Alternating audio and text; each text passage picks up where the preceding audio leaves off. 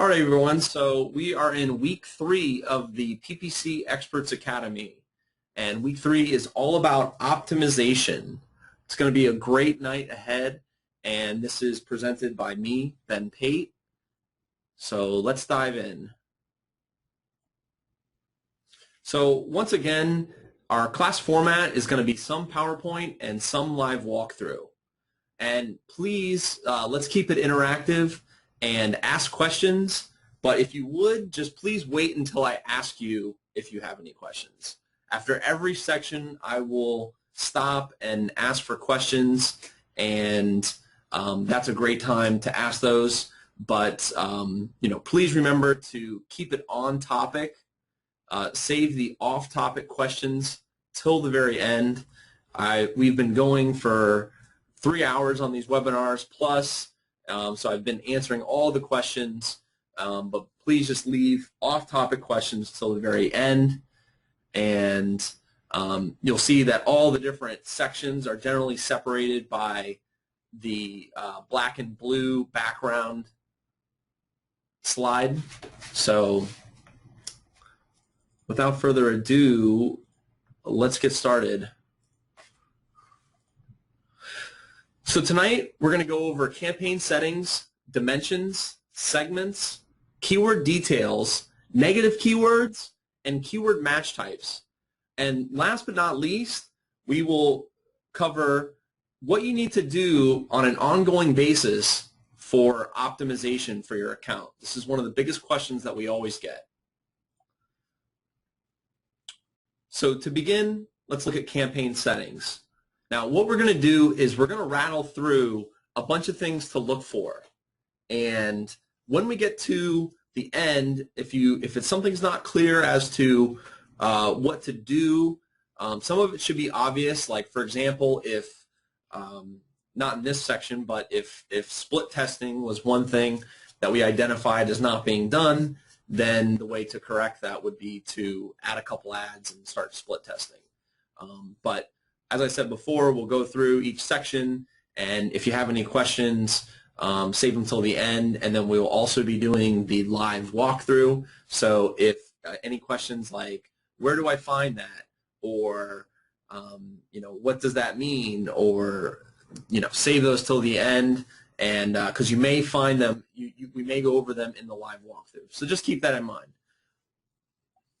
All right, so campaign settings. Networks.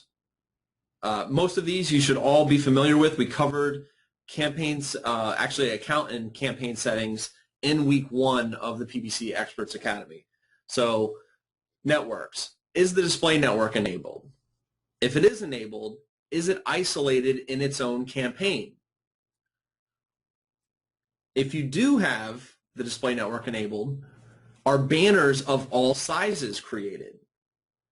And do the banners have any variations? So in essence, are you split testing your banners? Since banners are a little bit more time intensive to create than just a quick text ad, a lot of times people only do a couple sizes and they only do one variation.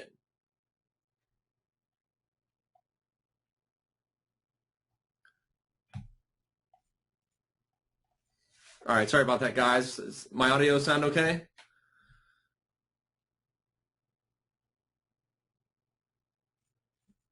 All right, great. Sorry, somebody said that the audio was fluctuating in and out.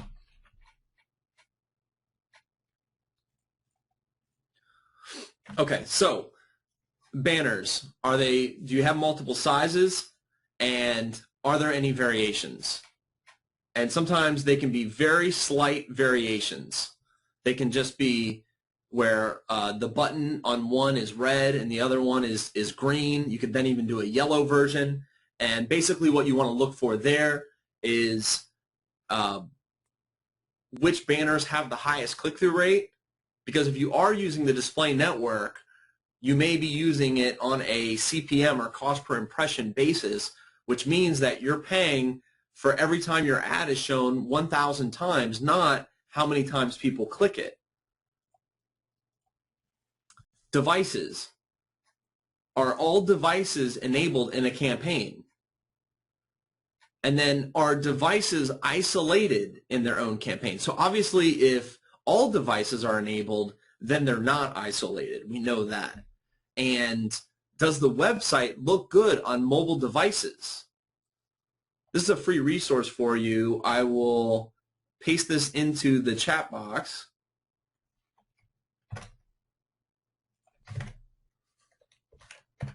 There you go. For you to test the website to see how good it looks on a mobile device. This is crucial.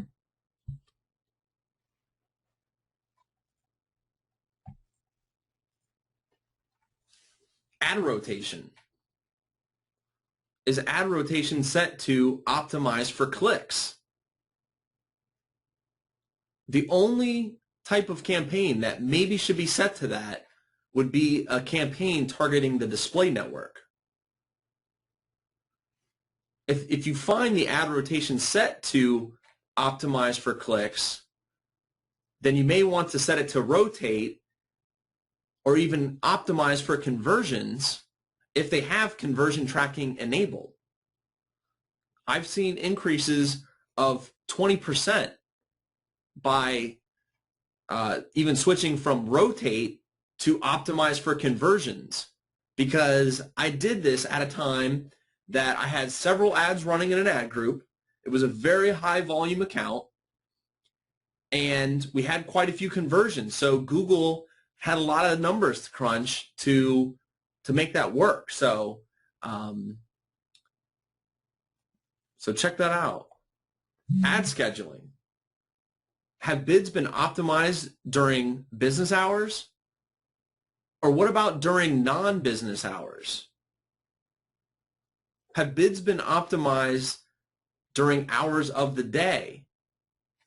And what about days of the week? These are all things that we're going to look at, that I'm going to show you how to identify these things later on. But we looked at the ad scheduling setting, which is in the campaign settings in week 1. So we've shown you where it's at and how to use it. Now, these are the questions that you want to ask yourself. And once again, later we're going to look at how do you tell if once you're looking at the data, how do you interpret it and how do you act upon it? We're going to look at all that tonight. Conversion tracking. Has conversion tracking been implemented properly? That's a big, why that's in quotes. Properly is very important. And then if conversion tracking is enabled, how far off the target are they from their, how far off target from, where they want to be? So I want 100 conversions a week at a $50 cost per conversion. If that's my target and we're at 50 conversions per week at $100 cost per conversion, then obviously we're way off track here.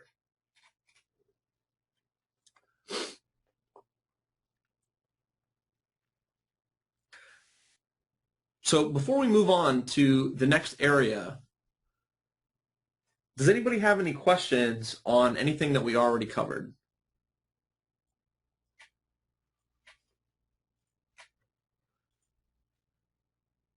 So some of this we have already covered,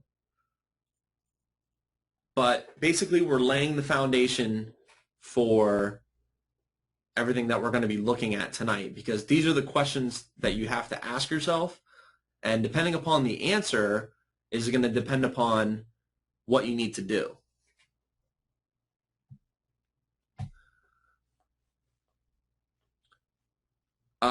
Gary asked where the slides are. Gary, you should see a little chat box that's part of GoToWebinar. And I pasted the links. There's 2 links in there now. It's the chat box. I'll show you what mine looks like. That's what mine looks like. See that, Gary, right here? The chat box.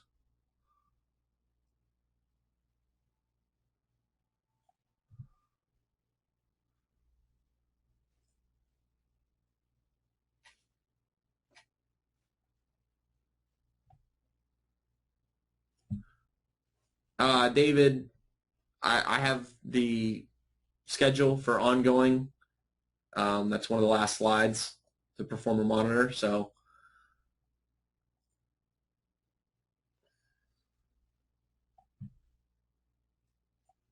okay, so maybe some people came on after I pasted the link for the slides. So there it is again.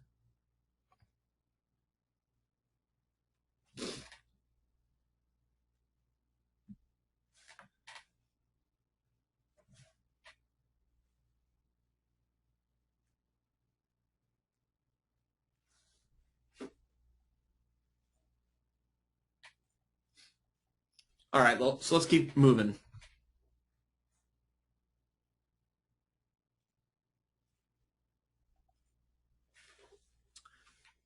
So now let's look at some things to scope out in your ad groups. So last week we saw that the structure of the account is made up of each ad group contains keywords and ads. So keywords are contained, an ad group contains keywords, let's put it that way. And so you want to review, do any ad groups contain more than 50 keywords? And this is important because when you get too many keywords in an ad group, you start playing with fire to where that's now not a very targeted ad group. So you want to make sure that that ad group, which is the keyword and the ad, stay very highly relevant and on topic. And when you start to get more than 50 keywords, sometimes they should actually be broken into smaller ad groups with fewer keywords. So if you do find any ad groups with more than 50 keywords, then consider segmenting them into ad groups with fewer keywords. And then split testing. Does each ad group contain more than one active ad? And if not, start split testing.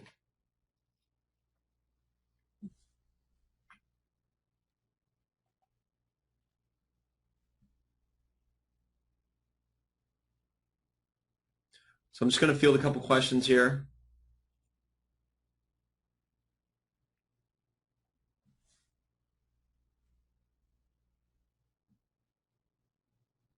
Krista asks, would you change an old campaign which has every keyword as an exact phrase and broad in each ad group to exact and modified broad? It sounds like what you need to do would be maybe just add a new campaign or ad group with just modified broad. From the way that I understand the question, every keyword has an exact phrase and broad in each ad group. So they're using those 3 different match types in each ad group.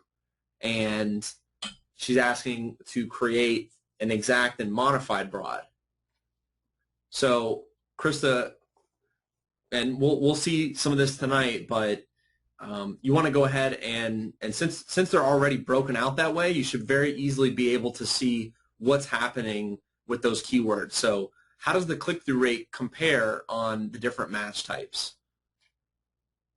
And, you know, is that wildly different? Is exact match 5% click-through rate and broad is 1? So those are some things that you're going to want to look at, as well as how do they you know, what's the cost per conversion like on each of those keywords? Are they all in line with one another, or is one or two drastically different than the other? You would also want to look at, and looking at click-through rate is going to help you understand how relevant the ad is. So if you think about it, your exact and phrase should have a high click-through rate because those are a lot more on target, and the broad match may not, because especially if it's only a few keywords, then meaning or a few words per phrase, so 1 or 2 word phrases or keywords, that it's going to be really broad. So you're going to see a low click-through rate. So you're better off potentially removing the broad and only running with exact and phrase, and then creating another campaign or ad group for just broad, and then looking at adding modified broad. So, there's a lot of different options there, and in terms of what's the right option depends upon what the stats are and how things look.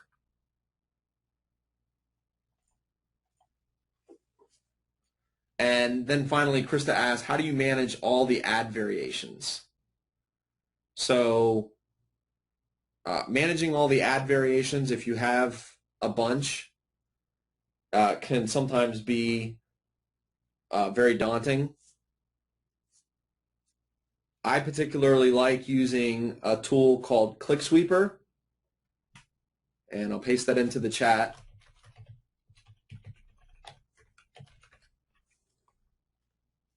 And basically what this tool does is it will automatically look for the best split tests and automatically pause ads if they're the underperformers. If their algorithm has determined that that's an underperformer, then their tool will pause that ad.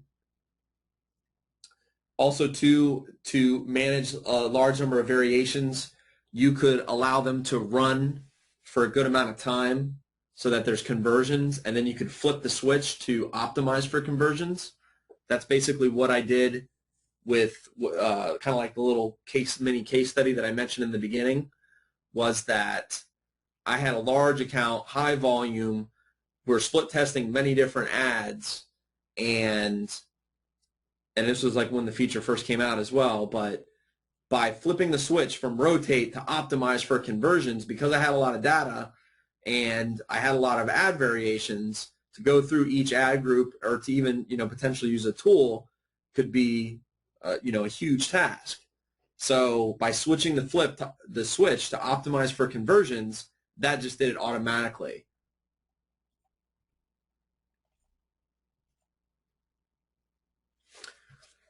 All right, so now let's look at keywords. So match types. Are more than 30% of keywords broad match? That's a great indicator of what sort of improvement can be done. If you can see that more than 30% of the keywords are just broad match, then you know that you can save them money, optimize the account, get a higher click-through rate. And then, is the account utilizing exact phrase and modified broad match types? So that's another thing. A lot of accounts you'll look at and they'll only use broad match.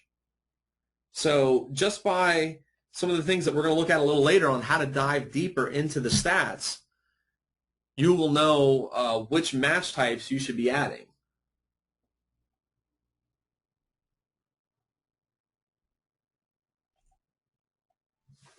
Quality score. Are more than 30% of your keywords of quality score 7 or above? So if you find that most of your keywords have a low quality score, then you want to consider creating more targeted ad groups, which mean ad groups with fewer keywords and highly targeted ads.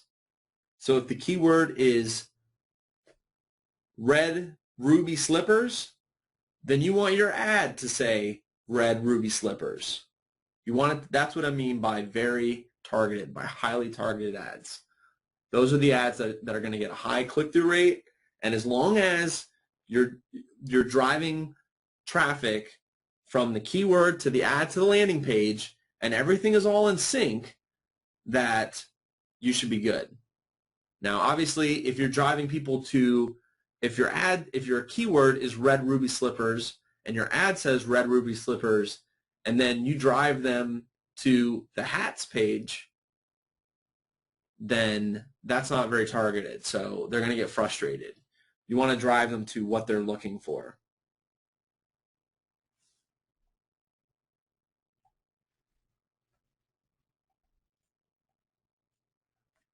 Approval status. Are there any keywords that are disapproved? And if so, then get rid of them. You don't want anything disapproved in your account. You want to look like the golden child to Google. Everything you do is within their terms of service, and that means that they are going to trust you. Negative keywords. And this is pretty low. This is a pretty low threshold here, but are at least 1% of all keywords of negative match types. And then you want to find the common keywords to negative match. For example, free, DIY, which stands for do it yourself, how to, cheap.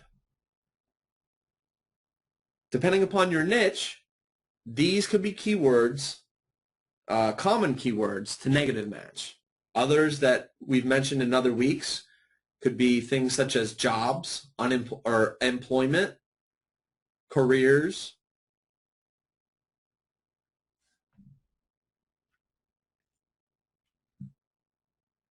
Ads.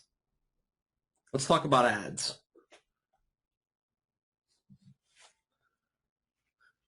So every ad is made up of ad creative. Those are the actual words for each of the elements we talked about last week. Headline, description line 1, description line 2, display URL. Now obviously you can't see the destination URL or the landing page, but so that's not included in ad creative. But when you're looking at ad creative, you want to see if you're using things like call to actions, benefits, features, promotions, urgency. These are all things to look for. So when you think about optimizing your account and you decide, I'm going to optimize my ads, that then you want to go to each ad group and you want to look for these things. Do these things exist? I assure you that there's always a way to make a better ad. There's always a catch phrase, or it could be something that's seasonal. It could be something that recently happened in the news. To get people's attention, to get them to click your ad. And obviously your cost per conversion and number of conversions are very important. But you want to check to see, do your ads contain these things? And then how about approval status? Do you have any disapproved ads? And if you find that you have a disapproved ad, then you want to edit the ad until it's approved. So do whatever you need to do to edit the ad so that it's approved. And if the ad gets deleted, there's nothing you can do about it. You can't resurrect the deleted ad. So you can't undelete it and then fix it and then it gets approved. So if you delete it, then it's going to remain in the account. Now, the deleted ads shouldn't have an effect on the account history, but you never know.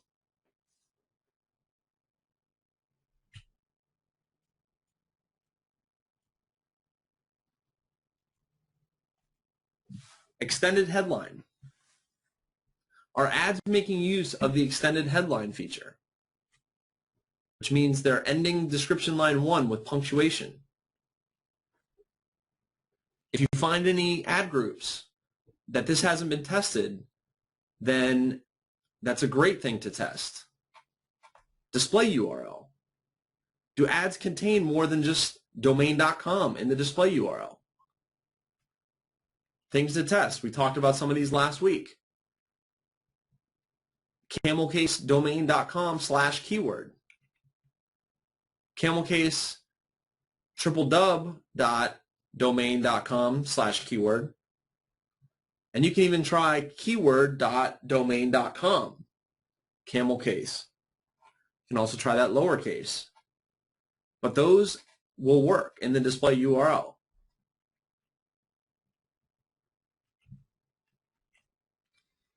And then landing page. So once again, we're running through a list of things to consider that if they're not being done, then it's worth testing. It's worth trying. So do all the ads drive the visitor to the home page? We looked at the locksmith example last week and saw that a major seller of locksmith services was driving all their traffic to the home page. I hope that somebody contacted them and offered them a free audit. So are there targeted landing pages for high volume keyword ad combos? So you want to begin with your highest volume ad groups. And that may be highest volume in terms of clicks, but hopefully it's highest volume in terms of traffic and conversions. Let me just turn off my notifications here so that doesn't happen again. There we go. Sorry about that. So you want to begin with, when you're reviewing everything, you want to review the things and try to make changes to the things that are going to have the biggest impact. And that's crucial. You want to spend your time on things that are getting conversions and things that are getting traffic. Because if I improve an ad, if an ad's already getting 10 conversions per day, and I write better ad copy, then I could move that to 15. And it's generally better worth my time than spending my time on things that aren't converting. So this is very important. Do the landing pages reinforce the scent from the keyword in ad? So here's what I mean by that. The keyword, it all begins with the search query that somebody types in Google. They type in a search term, and then they see an ad. And depending upon what they typed in, let's say, for example, that word cheap or free. Let's use free. So they typed in free software download. And you then showed them an ad that said free software download. And then you drive them to a page that doesn't even mention the free download. Okay, well, you just ruined the scent there. So basically the scent is that starting from the keyword or search term and then moving to the ad and then moving to the landing page, those three things have to be in sync.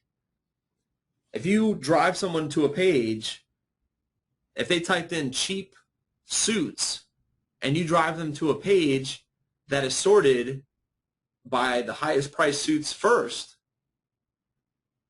then it doesn't match what they searched. It doesn't match what the ad said. So you have to make sure that everything is in line there. You can't just have a good keyword and you can't just have a good ad. You have to have all three. You have to have a good keyword, a good ad, and a great landing page that's going to convert them. So on the landing page, is there a headline? So that's generally big, bold font. That's usually towards the top of the content section of the page.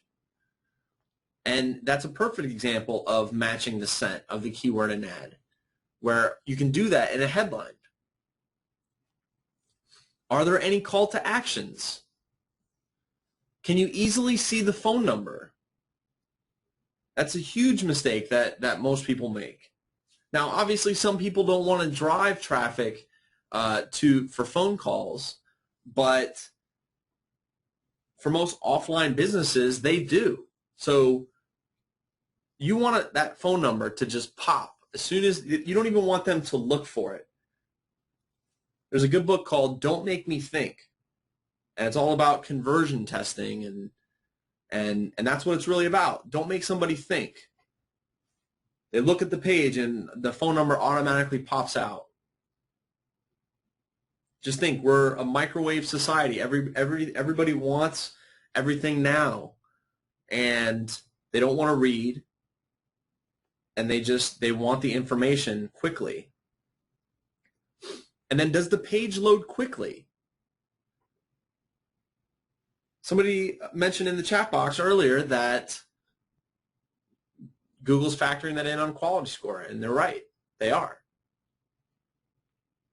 So you want to make sure that the page loads quickly. And do yourself a favor and check the load time from different locations. It's not just enough to check from one location. You have to check it from several.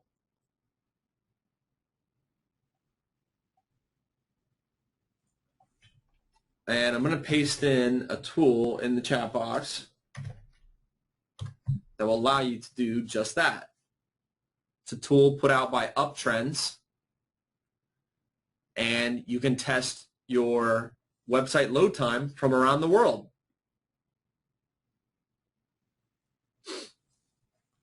So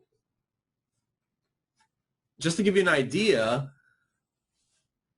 of why this is important and how it can affect, that I worked with a client and they had great conversions and conversion rate,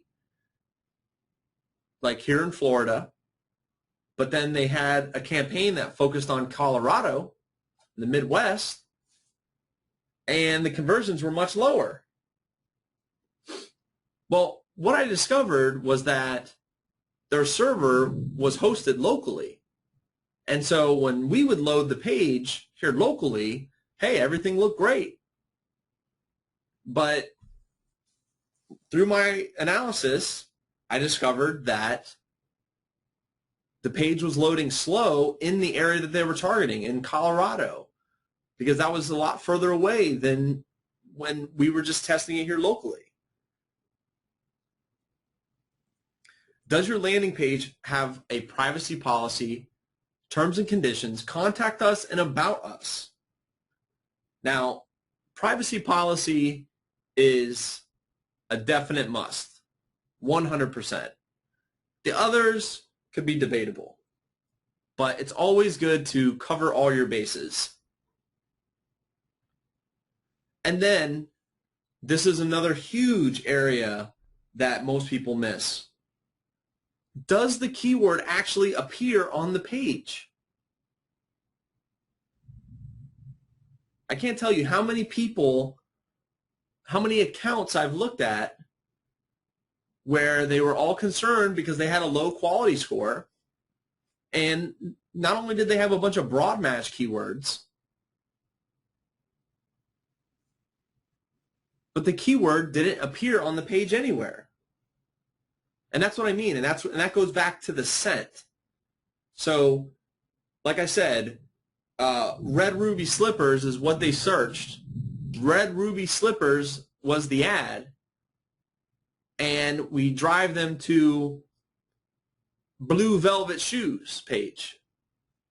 Now, I mean, obviously that would probably be a mistake, but that's just an example. You want to drive them to what they're looking for. Now, if they just searched on ruby shoes, well, then maybe if you have a category for ruby shoes, then that would be a good place to land them that has a lot of different options. But you want to make sure that the scent remains the same. They type in cheap, so they're thinking low price. You then show them an ad that's low price. You then, if maybe you drive that person to a specials page or discounts page, you got to make sure that the scent remains constant.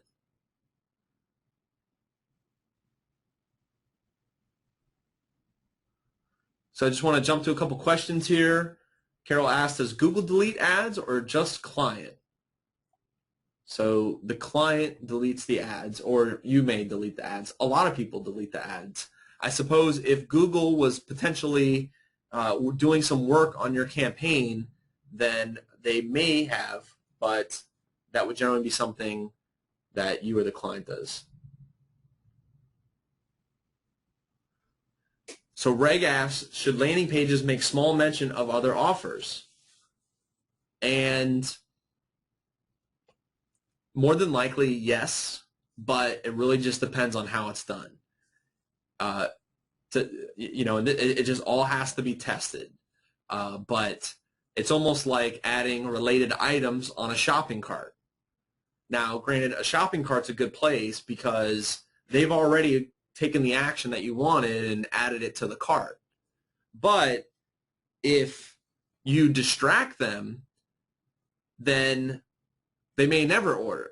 So there's a fine balance there. But yeah, I mean, by all means, if you have several offers, generally speaking, you want to make it less confusing and more specific, more direct, but you should test it. And maybe certain specific keywords and ads have them and then others don't.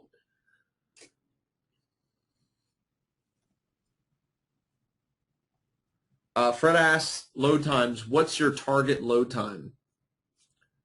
So I would say under 2 seconds. And if you guys aren't aware, you can look at your load time not only in the tool that I sent you, but there's also websites. I'll add a couple to the chat box. Pingdom is one. And let's see if I can remember.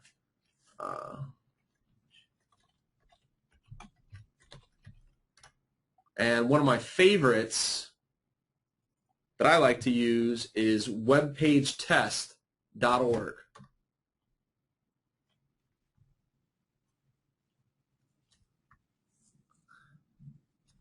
Yeah, and the Google Webmaster Tools version is the page speed tool, which is put out by Google.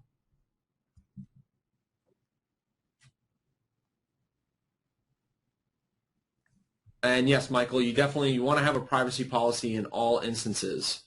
So landing page privacy policy on a phone lead gen site with no opt-in, yes, definitely. Because remember, the system isn't perfect. They're relying on a computer, so they may just merely look for pages with the certain words that would be contained in a privacy policy. And especially if you're remarketing, I should mention that you need to mention the remarketing in your privacy policy. So in other words, if you're driving people to a landing page that you're tagging them with remarketing, you need to say in your privacy policy that you're collecting information on them and that you're could be using remarketing. Let me pull up an example for you.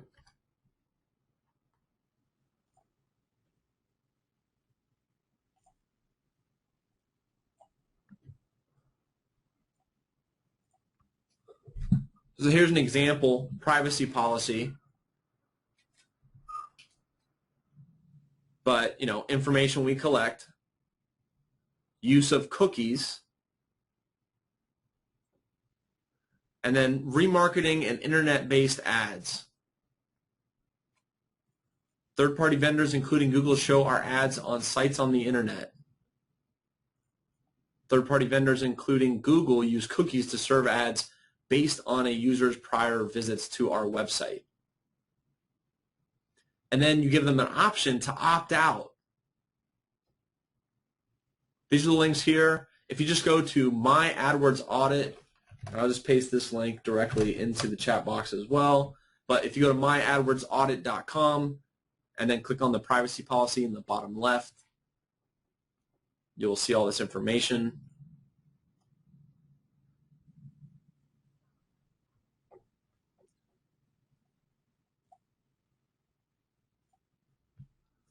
Gil says, awesome.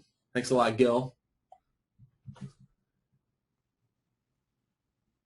So Grant asked, by waiting to flip the switch from rotate evenly to optimize for conversions, are we in effect forcing AdWords to wait until sufficient data has been collected for proper analysis so optimization drives greater profits?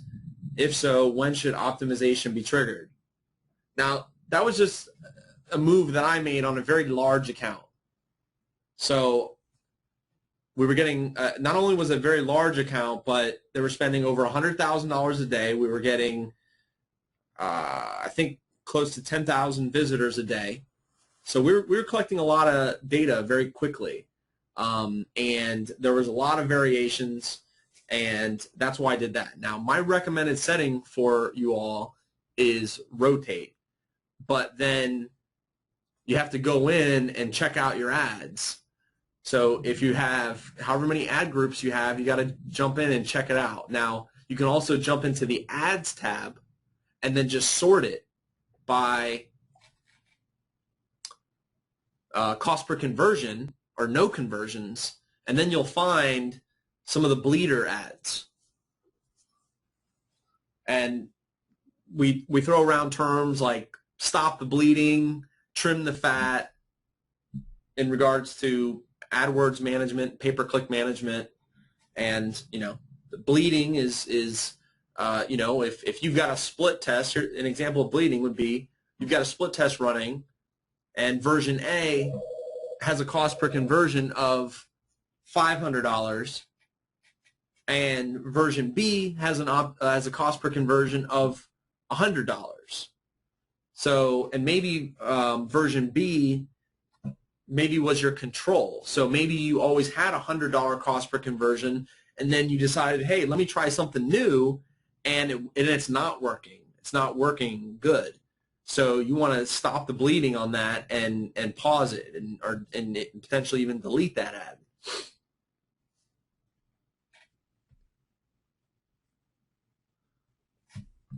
So yeah, getting some thank yous and stuff for the privacy policy. Once again, that's in the chat box, and it's probably not perfect, but that information regarding remarketing, I made sure that our writers studied all of the terms for remarketing and then included the links that allow people to opt out.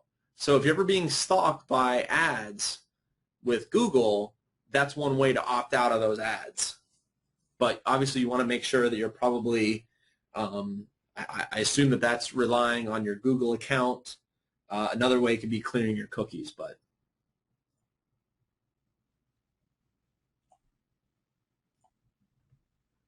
So that should be available to everyone in the chat box.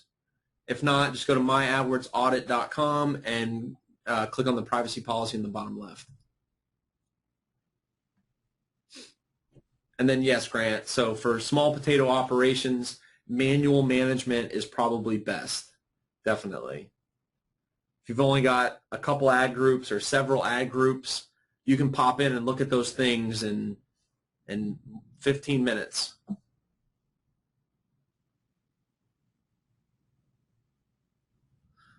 Yuri asked, what's the best or easiest way to implement conversion tracking to a phone number in a desktop campaign? And it's going to be through Mongoose Metrics. At least that's the one that I use. And it's not perfect either. And it's not real-time conversion tracking. But you can have your phone number on the page, and it could be a desktop campaign. And within a day or so, it will import the conversions from Google Analytics into AdWords.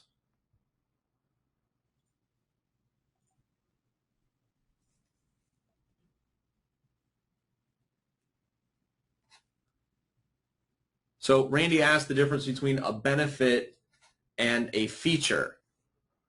So a benefit for, let's say, the locksmith example, a benefit would be get unlocked quickly, or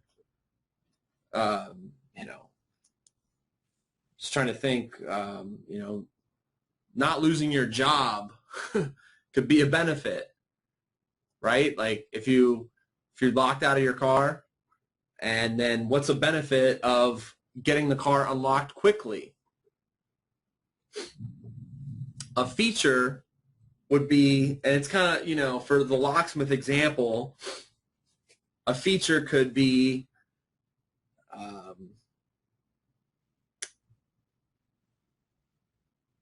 keyless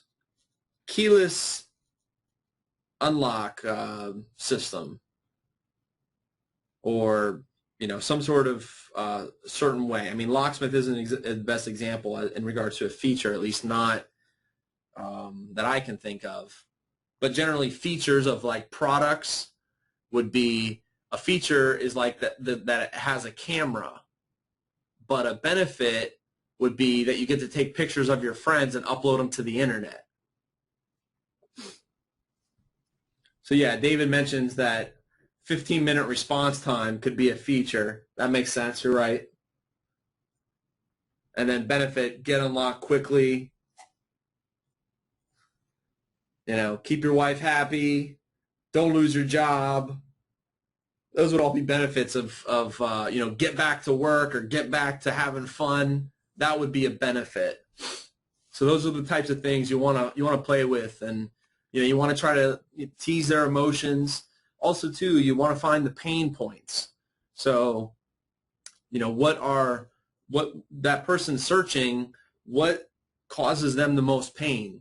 Now, for health niche type products, this is very easy. People with like heartburn or acid reflux, those types of things. It's easy to find their pain point. People that have sleep apnea, up late at night, tired of sitting up all night, feeling tired the next day. Those are the pain points.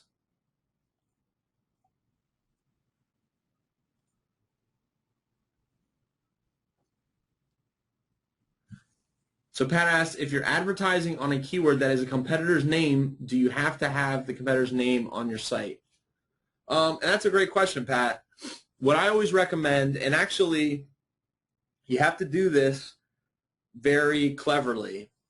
So this is a real life example where I had a client, and in the past they did very well working off of competitor names. So this is actually the same case study from the client that is in Walgreens with their product, and so it's a common product and health product, and they did very well in the past off of competitor names. I mean, very well. And we looked at what they were doing in the past, and they basically were driving people. They were working with another company before us. This was like a year or two ago. But what they were doing in the past that was working very well was they were driving their traffic to a page that was like a review page, and it had 5 different products, and of course their product had 5 stars and the other products 4, 3, 2, whatever. And then when you would click one of the products, that it would go to that page, to that other website. So they were actually driving traffic to their competitors in this fashion. But the idea is that, are they getting more traffic? And so we advise them, hey, set up something very similar, do a comparison page, so that way then you have those keywords on the page and it's relevant. And basically Google disapproved the landing pages, and they call it a jump page. And basically when you land somebody on a page, and the idea is to get them to click through to go to this other website, that's what they don't like. So, my recommendation, they never did this, but my recommendation was to make it so that when they then click the next link, it still landed them on another page on their site. So they essentially had like a competitor detail page. So they had a page with, or they should have had a page then with more information about that competitor, and then make the link to jump over to the competitor then on that page. So instead of it making it like, you know, you land on one page and then you click and go out somewhere else, you land on one page, you click, you remain on your same domain, which is a detail page, and then you click another link to go off the site. So they never did that, but Google denied, disapproved those pages, and the reason for it is that they call it a jump page. So I think it's probably also what the terminology that Google uses for like affiliate marketing, because that's usually like, this is like the type of thing that you see in affiliate marketing where, hey, you're an affiliate for all 5 products, and you land somebody on a page with all those products, and you have little reviews, and then if they jump over and they buy on either one of those sites, you make money. So, so that's a jump page.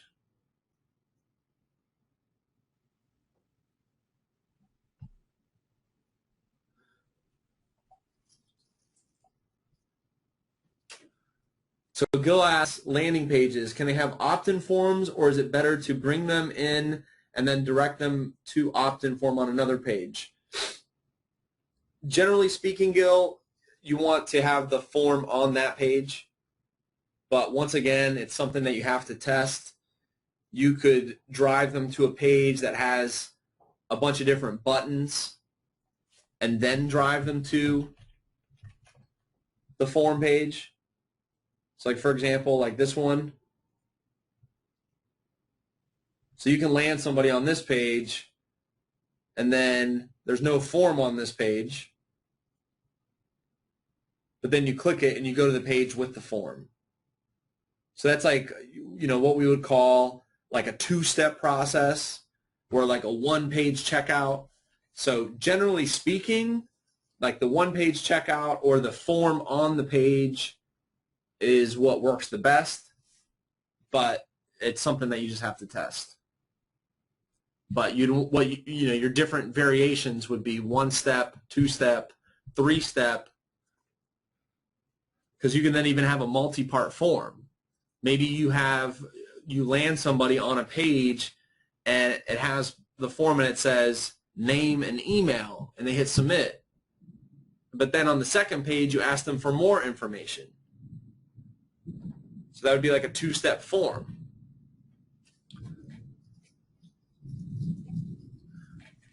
So Charles asked about landing page templates. That's a great question. So I like to refer to the website Unbounce, and I will add that to the chat box as soon as I get the templates. Okay, so here we go.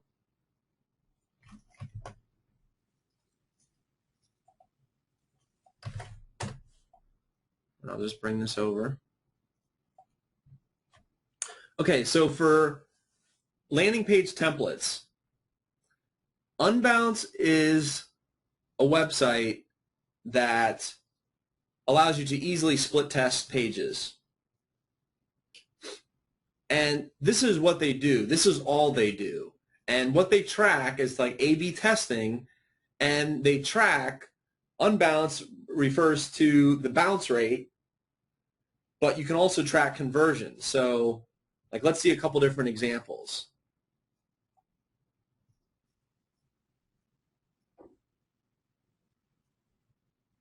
So here's a lead gen theme.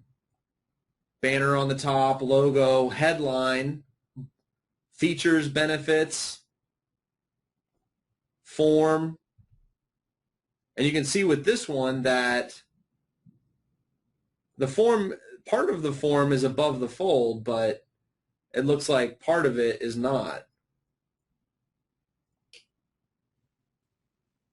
I mean, it is on my screen, but it wouldn't be for most people. So that's a template.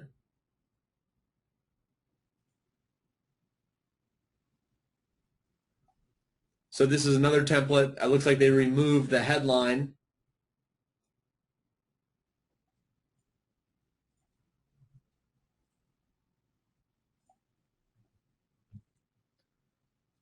Then this one has an area for a video, or you could put a big image there, banner, headline, form. So those were lead generation templates. Now let's look at click-through templates.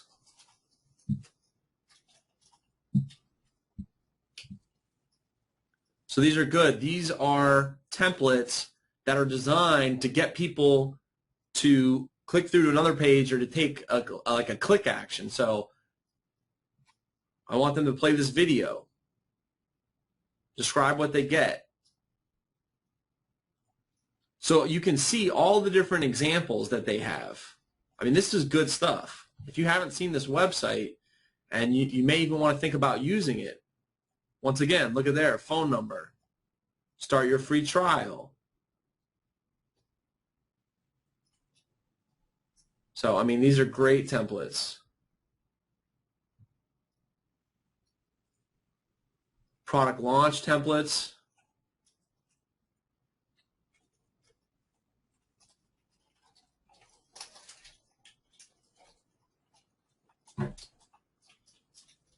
Guys, if it starts getting a little bit noisier, it's because it's starting to rain and lightning and thunder.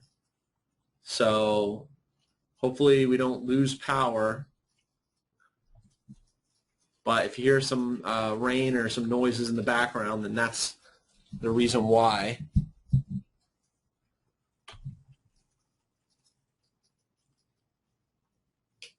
Social media templates.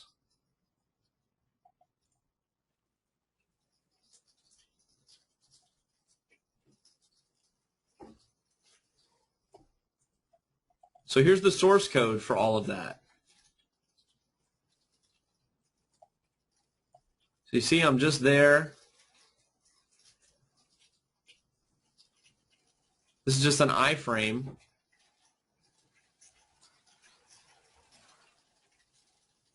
View frame source. This is the code for that page. So you could download this code, download all the elements, and it should work. Or you could just sign up with Unbounce. I think that it's pretty reasonable. $49 a month. I mean, but best of all, they track all the stats and help you understand what's working and what's not, and it's very easy to work with.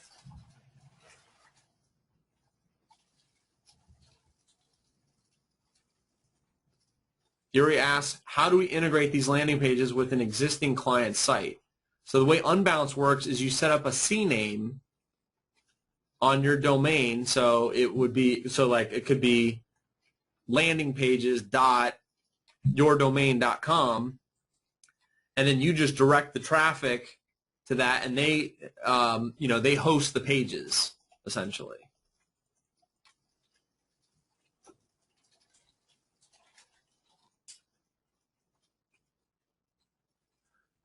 Rex asks, essentially, if you're doing offline leads, mostly with phone calls, do you need a form?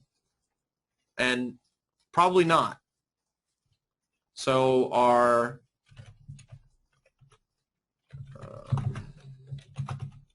let's see. Actually, let me check on something here.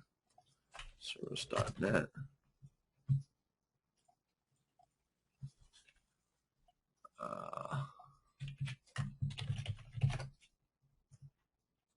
Yeah, there we go. So you'll see this same day site, we don't have a form. Now we've got privacy policy, terms of use, DMCA request, but there is no form. So a lot of industries, you want to drive the call, not the form. So you may not need a form.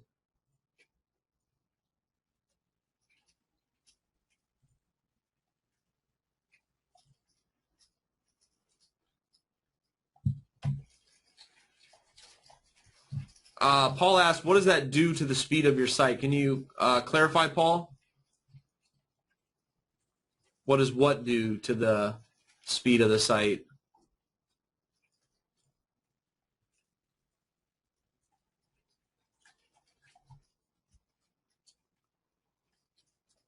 Okay.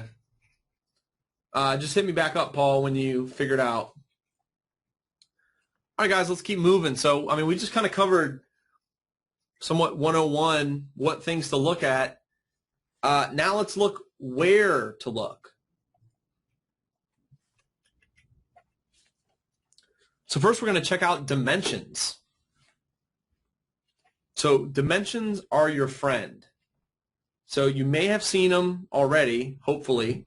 You may have not. And if you haven't seen them yet, then here's where you find them.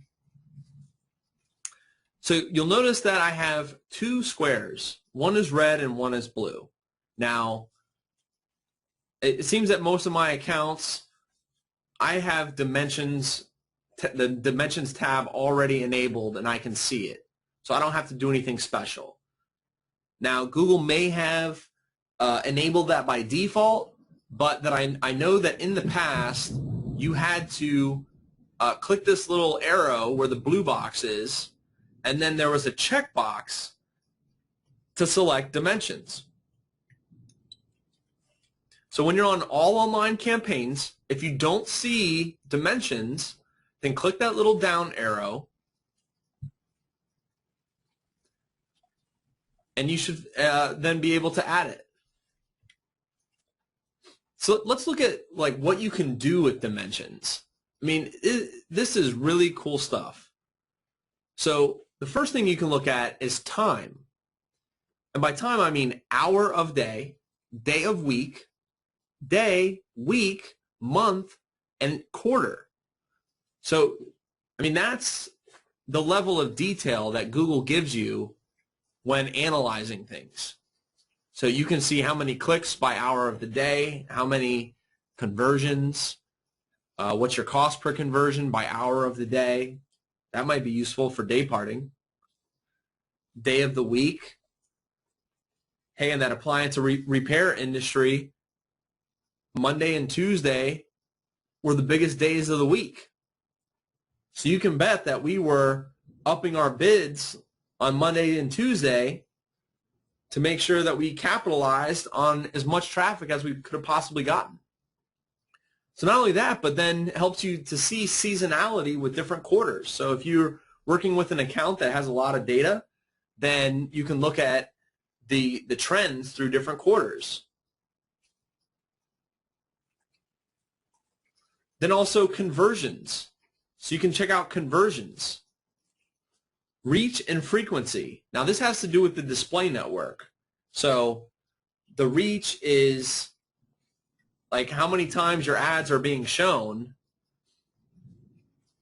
Well, you know, on an aggregate level, and the frequency would be like how many times does the user see your ad per day or per week or per month. So Google doesn't allow you to modify the frequency. They do allow you to modify the number of impressions, but you can't set in other networks and display networks where you do media buys and things like that. In those networks, you can set the frequency. So you can say, I want to show my ad to this person 10 times in one day and then turn it off after the 10th time. So you have that level of detail in some of the other networks. Labels. So if you've labeled anything in your account, you can see, you can drill down on the labels, your destination URLs. So it's very quick and easy to see what are your best landing pages. How are they performing? Is there something that you should be using that's in one ad group that you should move over to another? Then also geographic. So how are your ads performing in different geographic locations? User locations. So are people physically located where how you have your targeting set of what they're searching for? Are they physically located in your geo-targeted area, or is their search intent tuned to your geographic location? And then search terms. You can easily see the actual search terms that people searched, that, and see the data on those. And we're going to look at, this further. So we're just diving into the features. But I'll open up a screen. We'll do a walkthrough. We'll look at it. Free clicks. So free clicks, if let's say you're using a product extension and somebody clicks the plus sign to expand your ad to see the products, that's where you would see that. And then call details. So if you're using Google's call extensions, then you're going to see details on that screen.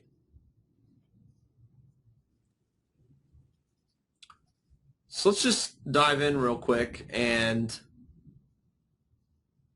see where to look for it.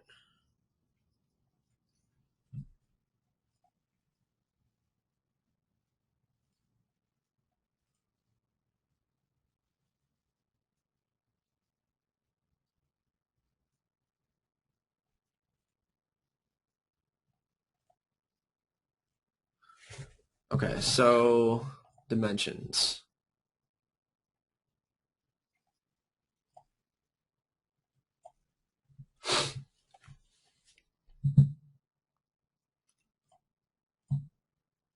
Okay, so I was already on the free click. So let's look at time. Let's look at day of week.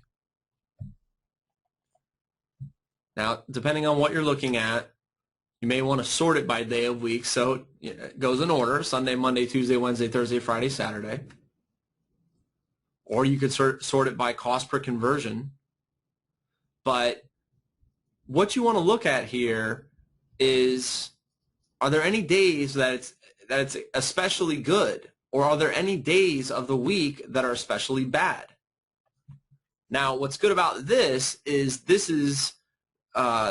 when you look at hours of the day, you're getting days during the week and also the weekend. So it can kind of skew results sometimes. But with this day of week, you know that that's right. So, like, for example, on this particular campaign, we can see that Wednesday is not a good day, right? We've got the lowest number of conversions on Wednesday, and we've got the highest cost per conversion on Wednesday. But strangely, we have the lowest cost per click. Impressions are in line. So, why Wednesday is a bad performer, remains to be seen, but you can look at this data. So then, what would you do with this? You would then decide, you'd look at your average position. So, okay, we're an average position of 2, whereas in most of these others, you're in a slightly higher position, but that it's a lower cost per conversion. So maybe you decide, I'm going to lower my bid to 80 cents on Wednesdays, or just, lower your bid as a percentage on Wednesday to, pull this one in line with these others. Now, granted, you may have a bunch of profits still on Wednesday, but you would have to look at your stats. So that's day of week. Let's look at hour of the day.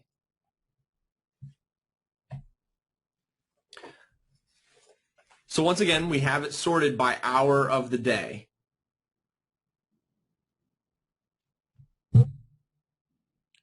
And you can see that the 0, which would be the 12 a.m. hour, we haven't gotten any conversions. And we spent $148.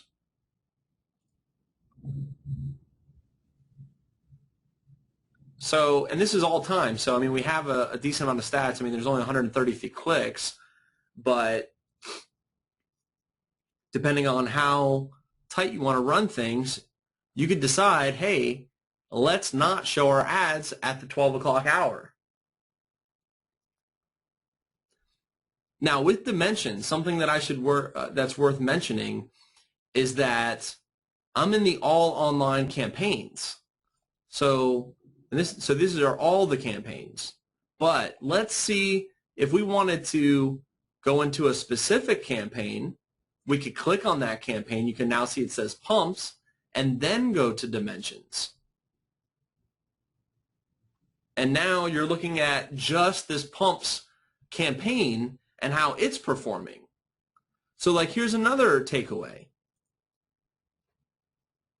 I mean, and this is somewhat strange, but you know, why 12 o'clock and 2 o'clock aren't very good, but 1 o'clock is doing great. 4 conversions. I mean, well, at least great compared to those hours, but compared to all the other hours, not so good. I mean, all the other hours are $38, $30, $27. Well, this one's $87.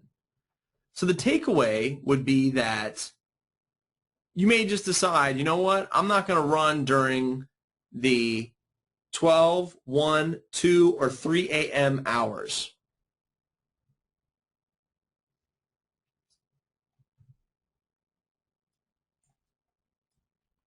Does that make sense for everybody?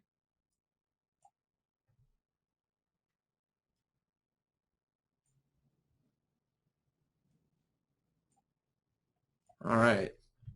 So it looks like everybody's following along. If I'm not clear about something, then just let me know while I'm doing the live walkthrough. That's fine. So, you know, once again, we drilled into a specific campaign. We then went to the Dimensions tab, and we're now looking at the exact stats for the hour of the day for that campaign. Now, something else too to keep in mind is that I'm on all time. You may want to do a custom date range and do something like, now this isn't such a high volume account, but you may want to do Monday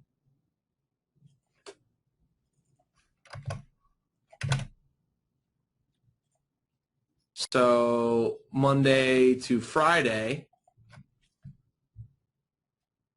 Right, and there's nothing, so let's just do it like this real quick. All right, so there's something. So, but that's Tuesday, so 4/9 to 4/13. Okay, so now we're just looking at the weekday, and so this will be something else that you'll want to look at. Because, for example, you don't want the bad Wednesday to skew your results and make you do things that, you know, it could just be an effect on a Wednesday that's bad. Now, you have to have a really high volume account to see just that one day, but, you know, here's that campaign now, and here's just that week.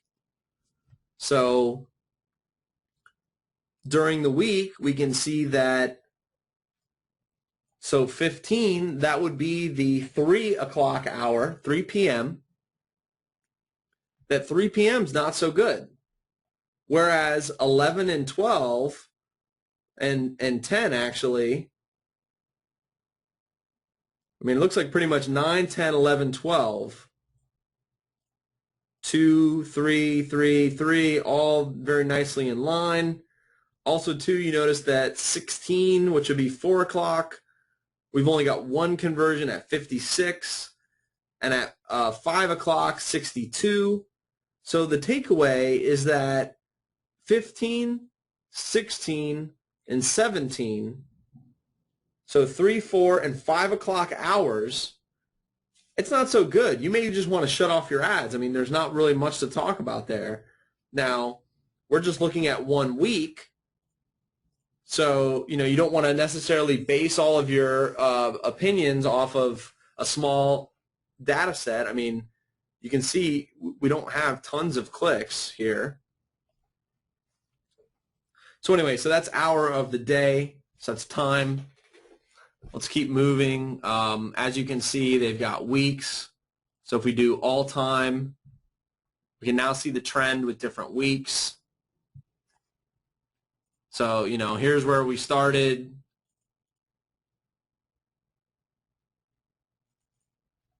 Here's where we ended. Now conversions.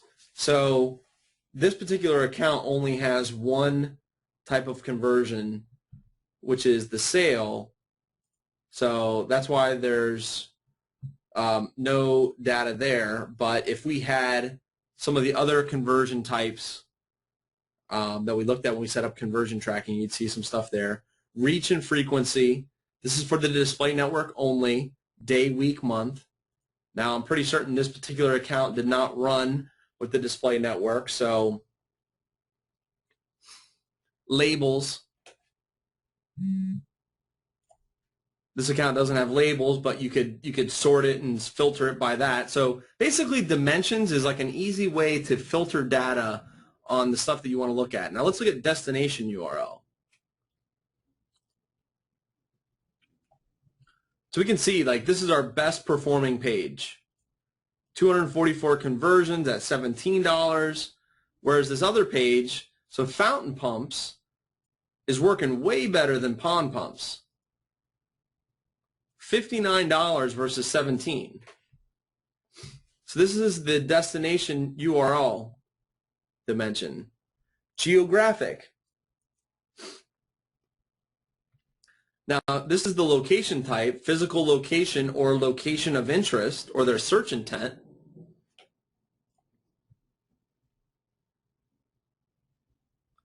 But we can see that New York,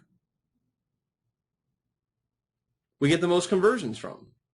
And actually, for $25, $26, that's not bad.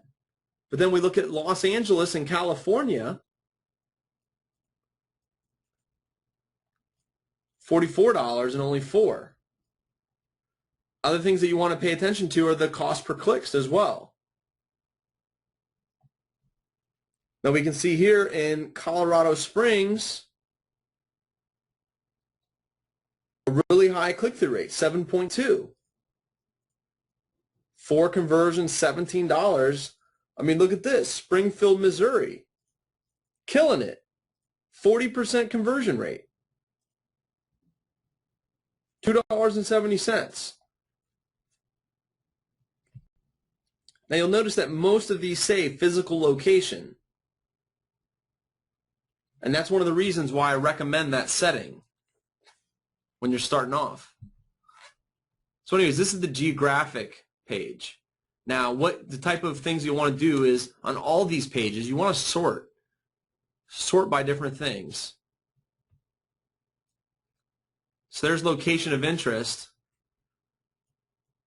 We can see one conversion at $121. Let's look at clicks.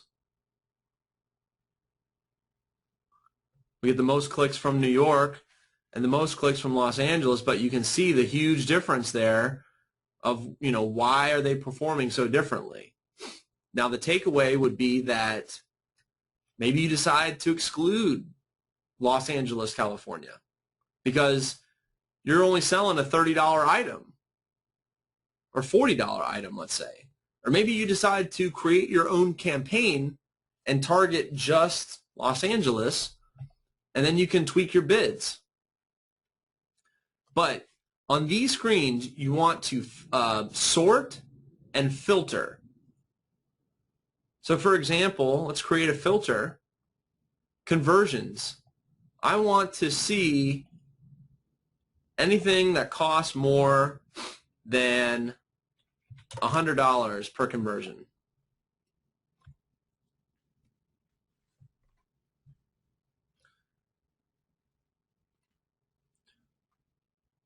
So you may also want to add another one that says clicks is greater than or equal to maybe 50 or something. You want to make sure that you're getting enough traffic.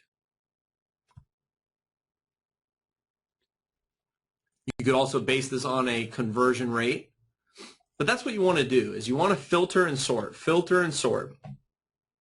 to look at the data and figure out where are you wasting money? How do you trim the fat? Is there anything that's bleeding? Try sorting it by country territory. Okay, so it looks like all of these are just United States. Something else you can do on these screens are take things away. So right now this is like region, metro area, city. What if we just did region?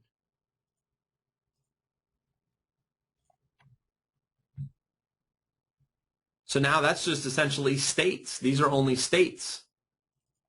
To where the other one was like city, state, metro. Now it's just states. So actually, we see that California, it was just really Los Angeles that wasn't really performing that well, but on a whole, California's doing all right. I mean, you're getting a lot of conversions. So, you know, you don't want to, I mean, and also too, in case you don't know, generally California, New York, Texas, and Florida, those are going to be your highest volume areas. So sort and filter on all these different screens, but this is the geographic screen. We can customize it one time further to see if there's any other. So we can see on this particular campaign, pumps, we're only showing in the United States, and physical location, 711 at 35. Whereas location of interest, you're still getting some conversions, but just not nearly as many and for a higher cost. So that's why I recommend physical location. It's not to say that you don't want to try the location of interest. And just to be clear, we covered this in week 1, but this is the area that I'm referring to, location options. People in, searching for, or viewing pages about. So these are physical location, people in my targeted location, that's physical, and then people searching for or viewing pages about my targeted location, that would be location of interest. Let's jump back over to all of my campaigns and then hit dimensions. Okay, what do we see now? Now I've got, well, we've got some of these still, so let's take those out. Actually, let's add back location type.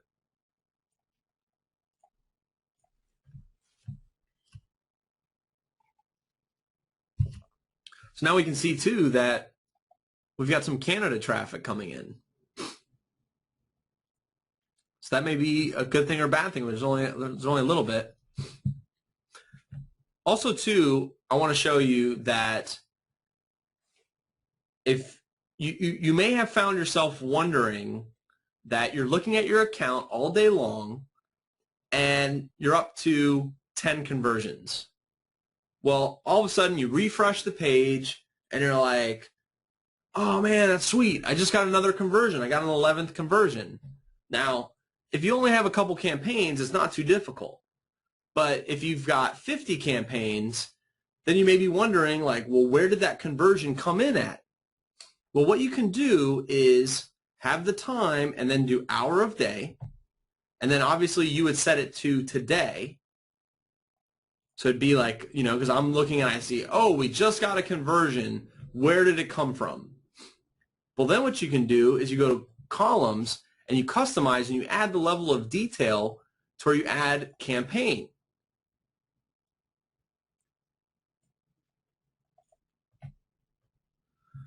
So now, and then once you do that, then you sort it by hour of day. And so the most recent hours would be right here. And then you would filter it. You could even then filter it by conversions are greater than or equal to 1, right? Because we're only wanting to look at things that converted. And you would see it right up here. You would see that, okay, here's the campaign. And then here's the, you know, there, it would just say like 1. If you wanted to drill into then the ad group, you can do that as well. So this is really powerful. Some accounts you may get 100 conversions in a day, and you're not really sure where they're coming from. And what's really good about this feature is that it allows you to see the trends.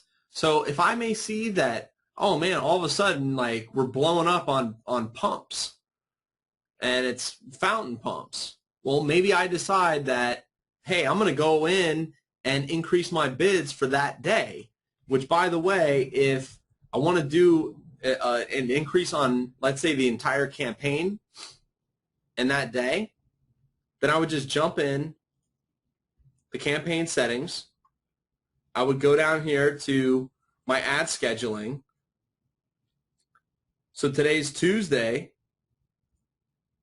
Now this one doesn't have bid adjustment, so you click that, bid adjustment. So they're all at 100%. So I decide, you know what, today's going really well, 150%. Boom. Now all of a sudden my bids just went up by 50% because I decided, or I saw that, hey, you know what, fountain pumps just started selling really well, and I want to get in the best position possible. Because that's on the campaign level. Let's look at a couple more dimensions. User locations, that's what we talked about. We actually looked at geographic locations. So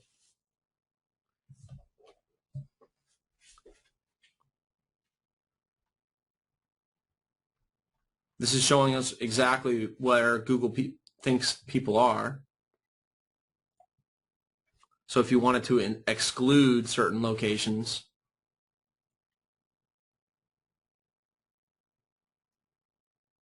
so you can see we did get an order from Canada, but all these other places we may want to exclude those. Search terms. Okay, so these are the actual keywords that people searched. So the number one keyword we got the most impressions on is pond pump. We can see that was triggered off an exact match. And here's our conversions. We can see pond pumps. But like, here's a great takeaway is now, like, look at this. So we've got nearly the same amount of impressions for pond pump versus pond pumps. Same position pretty much. But look at that difference in click-through rate. I mean, that's huge. Less than 2% versus almost 8%.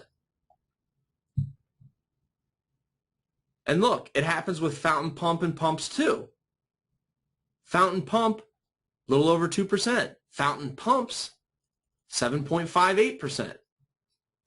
So, you know, what we'd want to see from this information is that, if, let's say you're using modified broad match, who can tell me which version we'd want to use with modified broad match? Hit the chat box.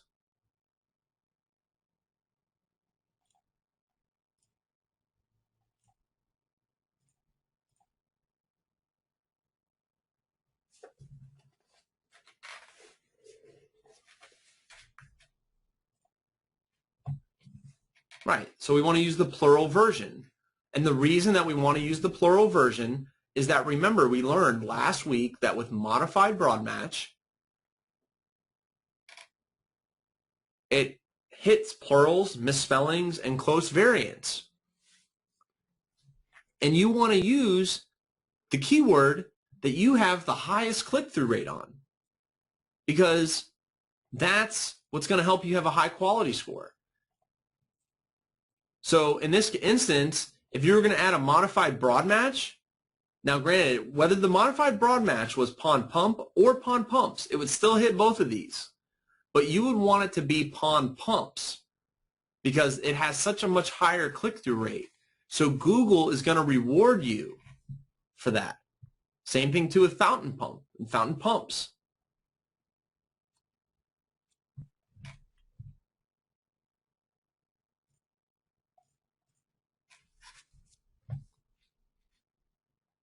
So those are the search terms.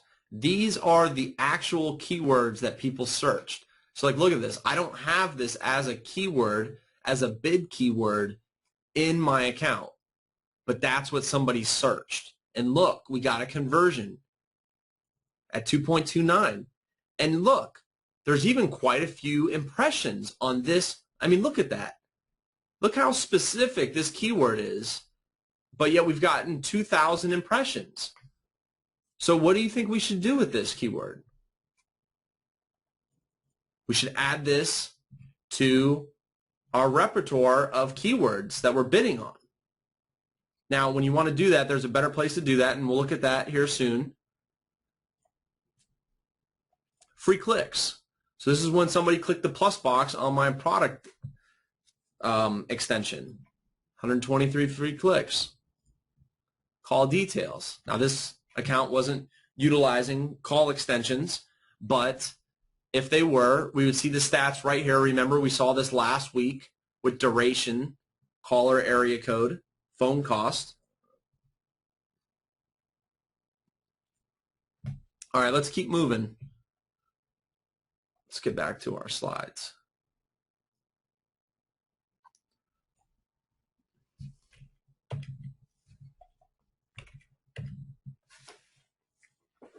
Okay, so next up, segments.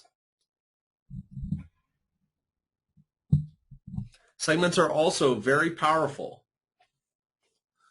and they're very similar to dimensions. So where do you find segments? You find that on pretty much most of the screens, most of the tabs. But you can see right there, it just says segment. Now let's see what it does. You can also look at hour of the day, day of week, day, week, month, quarter. Look at conversions. Now, notice this is slightly different now. Network with search partners. So remember, we talked about in week 1 in the campaign settings that I recommend to leave search partners enabled when you're first starting off. Well, if you also come across an account that has search partners enabled, this is where you look to see, should we leave it enabled or should we disable it? How's it performing? Click type. What's the click type? Is it a click on the headline or is it a click on one of your site links? And then device. So what device is this coming up under? Experiment. If you're running an experiment, you've got to jump into segments as well. Now, we're not going to talk about that, but also top versus other. So this basically tells you, this is one of the newer features with Google AdWords, but this tells you how your ads perform when they show up like in the top 3 positions up on the top when it's highlighted or when it's on the side. So it's a great thing to look at. How are we performing on the top versus the side? And if you determine that, hey, you know what, our cost per conversion is half, and we pretty much have the same amount of conversions on the right side of the page than versus the top, then maybe you want to lower your bids and target positions 4 through 7. And then +1 annotations. So we didn't talk about the social extension, but this allows you to display how many circles your profile, your Google Plus profile is in. And then if, similar to Facebook, where you go on a page that has the Facebook like boxes, and guess what? You see pictures of your friends. Well, Facebook has an algorithm that does that. And so does Google. So if any of your friends, if you're on Google Plus, any people that you have in your circles, if they've +1 a site that's showing advertising, then you'll see the little picture there.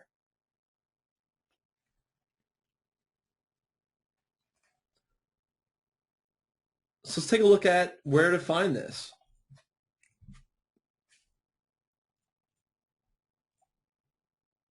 So there it is right there on the campaign screen, and then segment.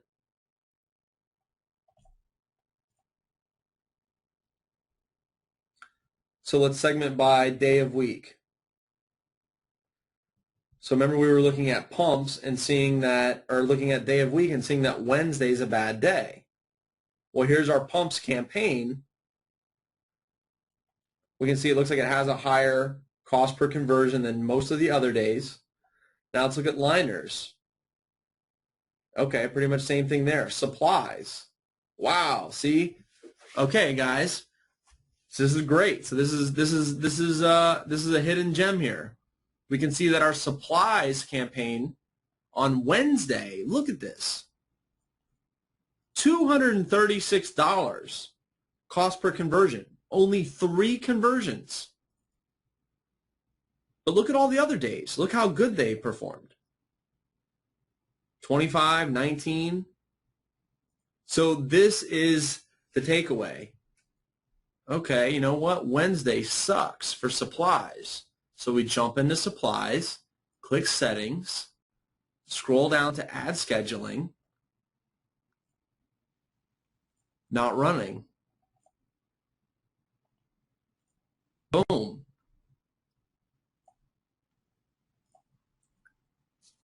Because we can see that Wednesday, yeah, I mean, it's not like the best day, but it's not like an outlier. That's what you want to look for. I mean, this is an outlier. $236 cost per conversion compared to 59, and there's only 3 conversions. And then pumps. Yeah, I mean, it's not performing that great, but $44 is still within line, so we don't want to cut off every Wednesday. We only want to cut off the campaign that has the damage. So don't forget, we're on the segments tab now. Let's look at hour of day. So you can see the differences where this like stacks it underneath, where it's like a sub grid, whereas dimensions, it's like the entire thing. Okay, so let's look at something that we haven't looked at already. So Google search versus search partners. And then even Google Display Network. So if, now granted you can scroll all the way down here to the bottom and notice how it has total search, total display network. So we can see that this particular account did run $80 in display. We didn't get any conversions.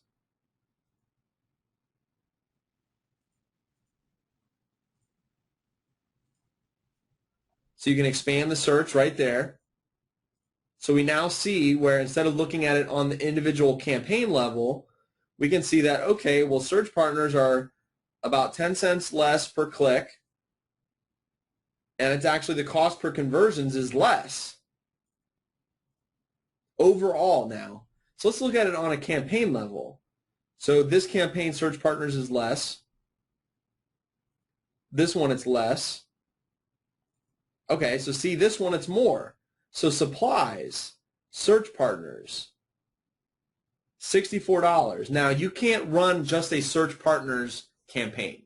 You have to run it with Google search. So you're somewhat limited. So, but like here's a great takeaway. I mean, look at this.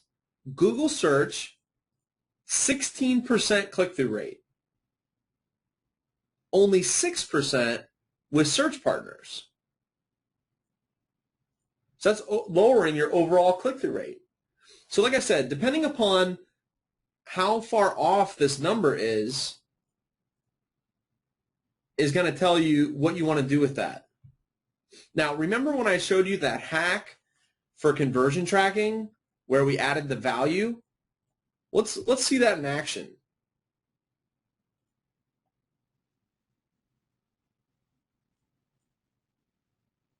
See here that, you know, the columns is something that you want to play with and make sure you get your columns right. So let's go value divided by conversion.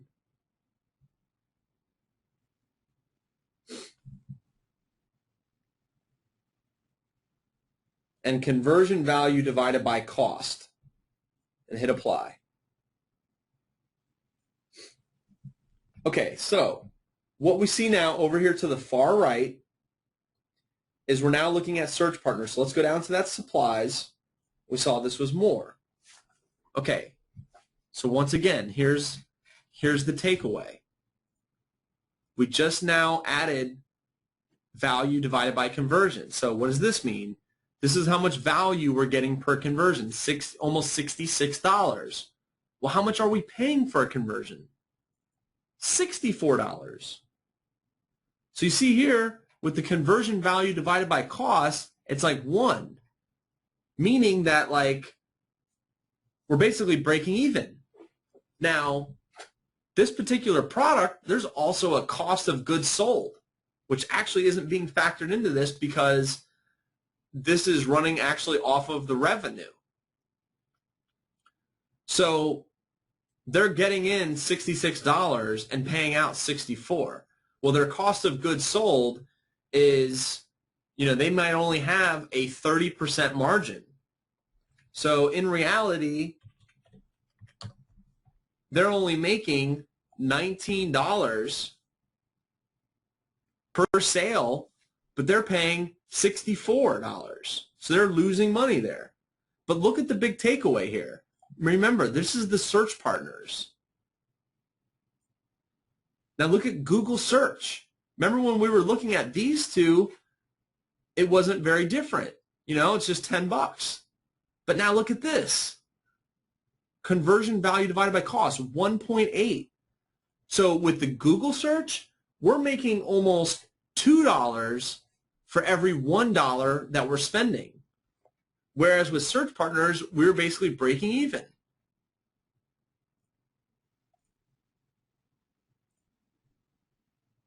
So let's go pause that. Include search partners. Nope. Save. Bam. I mean, you can see, what is that going to do to our profitability? That's huge. Let's look at the other ones.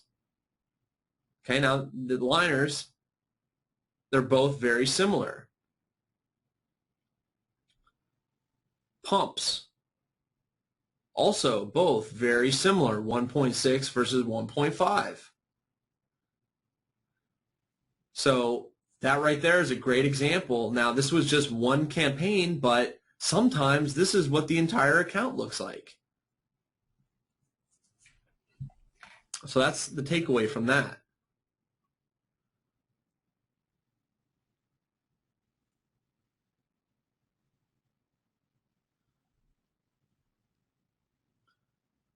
So, okay, top versus other.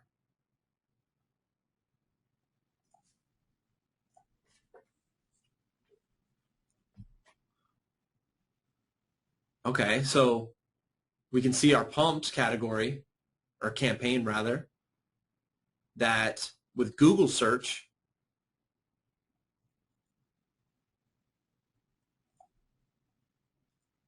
in the top, we're actually paying less per conversion. We're only paying $37 per conversion when we're in the top, when we're in the first 3 positions at the very top. And look at that click-through rate, 12.54 versus $44 at the 4.6 rate, or the 4.6 average position. So what's the takeaway here? We want to increase our bids so that we're always in the top 3 positions. Now, the search partners don't, work very differently. Let's look at the others. So now Google search, top, 132 cost per conversion and 55 conversions, whereas on the side is $47, but there's only 3, but that's in the 5.3 position. So maybe the takeaway from this is that if we can see here our profitability, 0.9, we're basically breaking even or less. We're less than breaking even. But actually, strangely, we can see that when we're on the side, the value is not as high either. So actually, we're pretty much indifferent whether we're at the top or the bottom. Remember, you always got to go back to your profit. Let's look at supplies. Okay, so we really haven't had much data on the side, so not much there. But that's what top versus other does. It clues you in, do I need to be in the first 3 positions, or can I be on the side? And this will tell you that.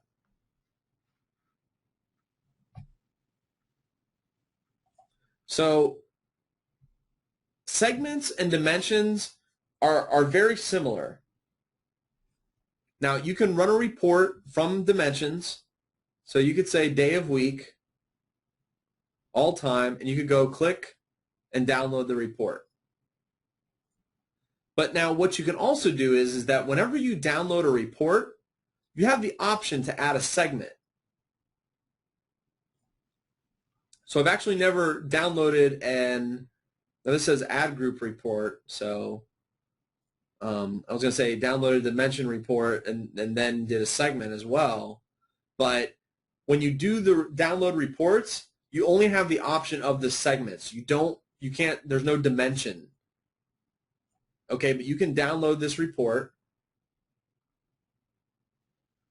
And when you get to campaigns, you can also download this report. So let's just download it real quick. So we can see here, campaign report, and then it automatically selected the top versus other segment. So we click create. There it is.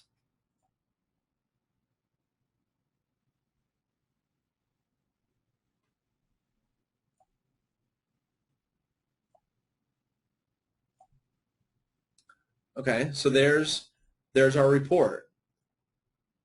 You can see here it's got, well, it didn't break out the search with search and search partners, but if we had, so you can see here Google search versus others, and here's all your stats. So when you download reports, you can choose a segment, but you cannot choose a dimension. But you can see that they have a lot of the same features. You can't see the search partners in dimensions, but you can in segments. And you can't see click type in dimensions. So click type. So let's take a look at this. With our pumps category or campaign, I keep saying that, when somebody clicks on a product extension, wow, look at that, $17, almost a 5% conversion rate. So that's good. But let's look at site links. When somebody clicks a site link, it's actually double. So you know what? We either maybe need to change the site links on this campaign, or we maybe need to drop them on this campaign. Remember what I said is that you have to test everything. But sometimes even though people aren't clicking on the actual site link, they may be clicking on the headline, but a site link was displayed.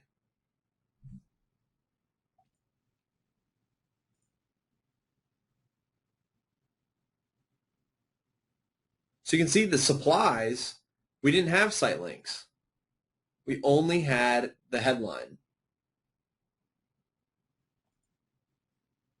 Device. So once again, if you would encounter an account that has all devices enabled, this is where you want to go.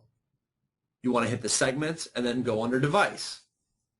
And you would see that this account in particular, okay, so supplies. So that's a good one. So we got some data, a little bit of data on supplies. So under supplies, here's how the mobile devices are performing. Click-through rate's really low. Decent amount of impressions. Low cost per click. But no conversions. We spent 18 bucks. I mean, there's not really enough data, but very low click-through rate. For computers, it's 6.54. So notice, our average, 5.79. We talked about click-through rate being a very important driver of quality score. So if I got rid of mobile and tablet here, our click-through rate would be 6.54 instead of 5.79. and that would actually drive down this cost per click. So maybe it'd only be 77 cents.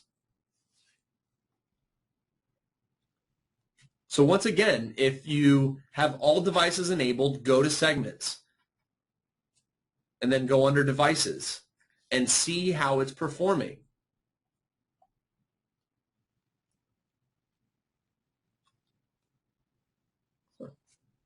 Now, what used to be under segments, and they actually took it away, was match type.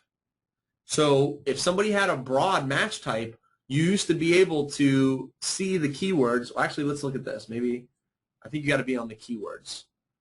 Yep, there we go. So when you're on the keywords tab, notice before I was on campaigns. So now if you go search terms match type,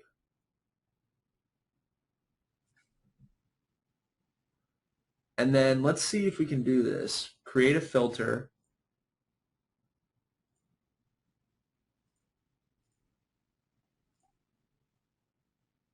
Okay, great. So here are all of our modified broad matches.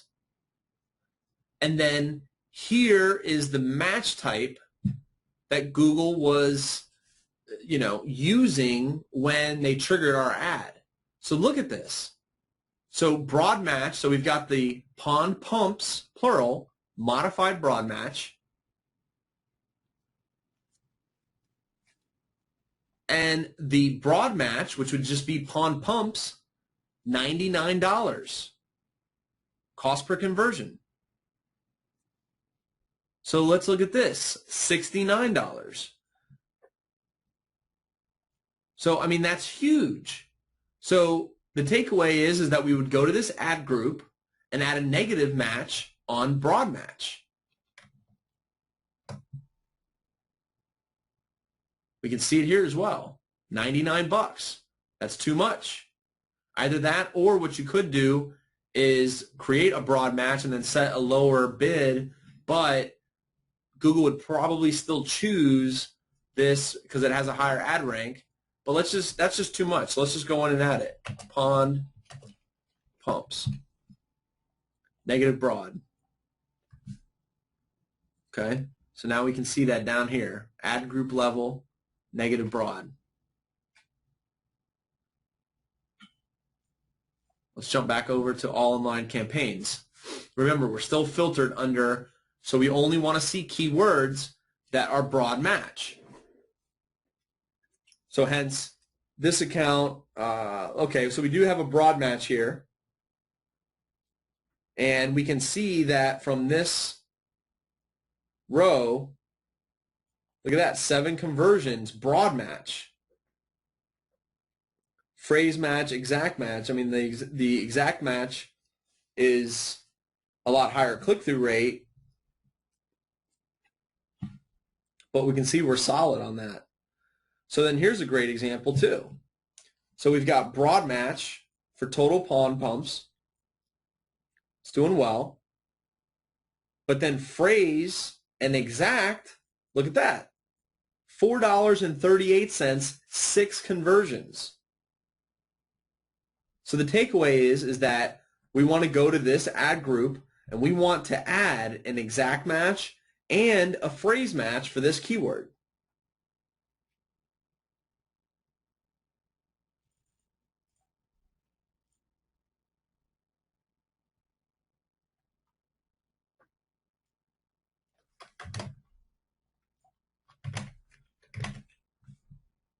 So we'll take out the plus signs.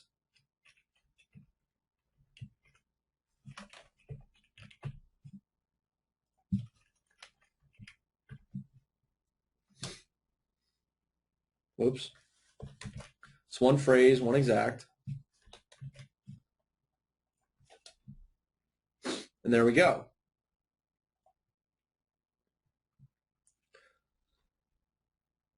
So that's what you want to do here, is you want to look for the things that are working great and the things that aren't working great. And then decide, hey, you know what? On this one, I want to do a negative match. Like here, look at this one too. $26, $4.21. Oops, but then broad match is 42. So add a negative match. So those are segments.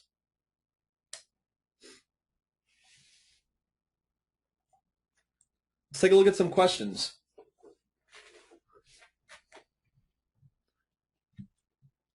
Yuri asks, he says he thought he was separating mobile in its own campaign, and you're exactly right. But if you encounter an account that does not have it segmented, that's how you see how it's performing.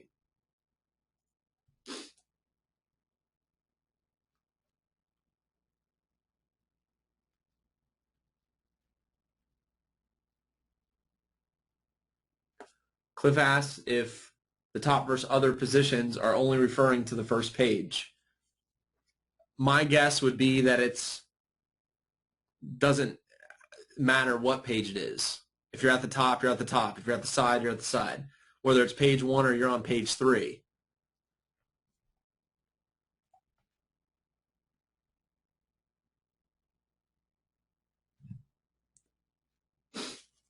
David asks, so it looks like a general monitoring process prunes the bad branches and keeps the good ones. Exactly. You're pruning the bad branches and then giving some attention to the good ones. But we'll look at the ongoing at the very end. So once again, segments and dimensions are very similar. They're ways to look at the data, but when you download a report, it has to be with, if you want to have some additional information in there, it's through a segment. So you're limited by the segments.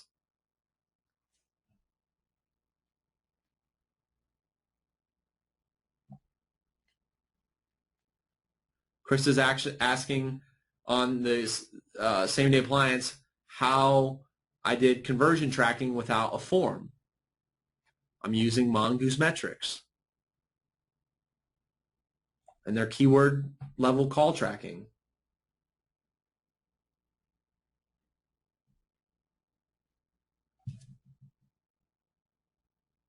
Sherry, she asked, what tool or software do you recommend to manage multiple clients? I like ClickSweeper, which I added into the chat box.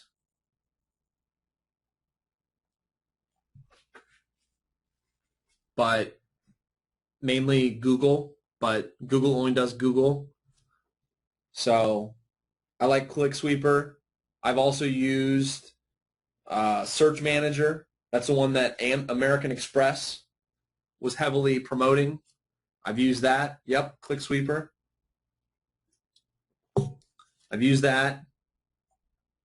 And I like ClickSweeper. It's a lot of these tools are expensive. So the way that a lot of them charge, just so you know, is a lot of them charge just like how we advise you to charge the client. They charge on a percentage of ad spend. So some tools, like for example, Click Equations, that's another tool. But guess what? I think it's like $2,000 a month plus 2%. So other tools are Ad Guru, but these are like enterprise level tool sets that really are only going to be used with agencies because they're so expensive. So search managers, affordable. WordStream is affordable. And when I say affordable, I mean like in comparison to the other tools. WordStream could still be $250 or $500 a month, but compared to what else is out there, it's affordable.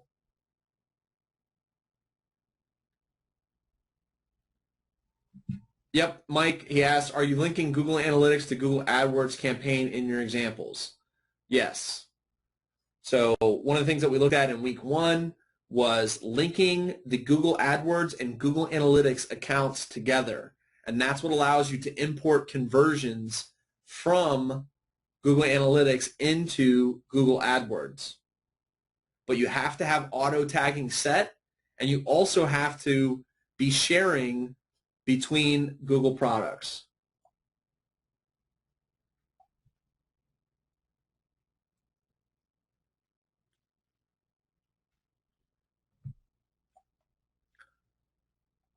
Krista asks about scheduling a report. So it's real simple. So depending upon your client and exactly what reports they're looking for,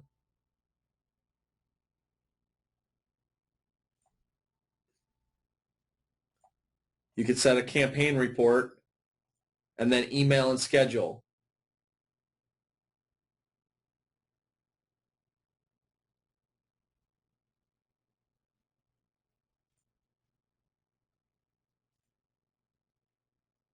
So I say, okay, send it to me, only to me, or users with access, specific account users, and then what's the frequency? One time, daily, every Monday, first day of the month. Like first day of the month, that's a great report. So like first day of the month, what you want to do is select last month, and then you'd want to run this on first day of the month. So on the first day of the month, you get a campaign report that shows the performance of the account over the previous month.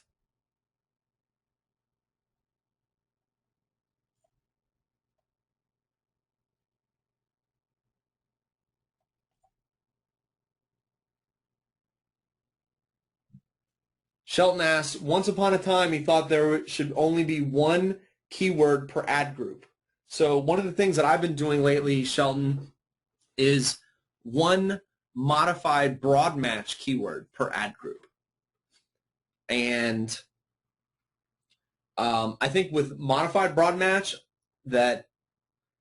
that's something that works. Now, granted, I'm not afraid to add in variations of exact match and things like that into that same ad group, but I will do one keyword per ad group when it's modified broad match. My take is that, and I know exactly what you're referring to, one exact match keyword per ad group, but you know, whatever it takes to manage the account, that may be a little too much. That may be depending upon the volume of your keyword. See, you don't want to have a very low volume keyword in an ad group with only that one keyword, because Google just doesn't, you know, there's not enough impressions and data coming up on that keyword. You actually want to maybe have a dozen keywords in there. Now, granted, for very high volume keywords like passport, absolutely. Have one keyword per ad group. But you have to take a look at the volume and decide if it makes sense. So that's the main thing is you know, there's different methods of like embedded match where, oh, you have an exact phrase and broad match ad groups, and you have to balance, you know, management of the account with like form and function. So if you spend all this extra time doing it this way, does it create just a lot more work for you, and is it actually performing better? So that's what you have to weigh.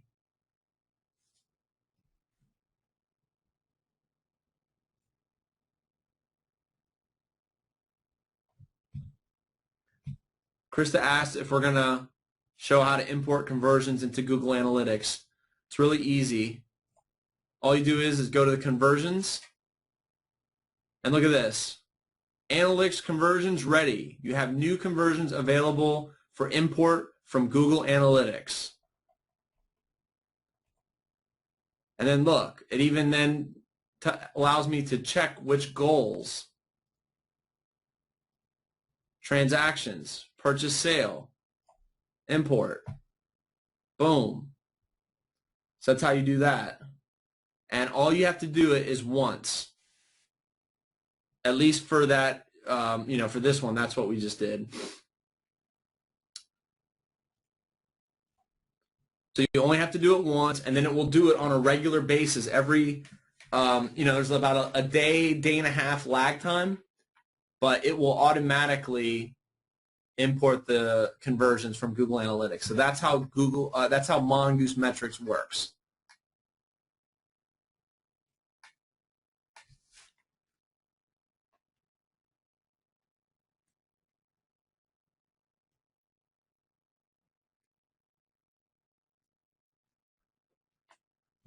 So Mike asks, he says that he was manually tagging, and which essentially means he's probably adding the UTM underscore source equals Google, UTM underscore medium equals CPC, UTM underscore campaign equals the campaign name, so on and so forth. You can also add in keyword, things like that.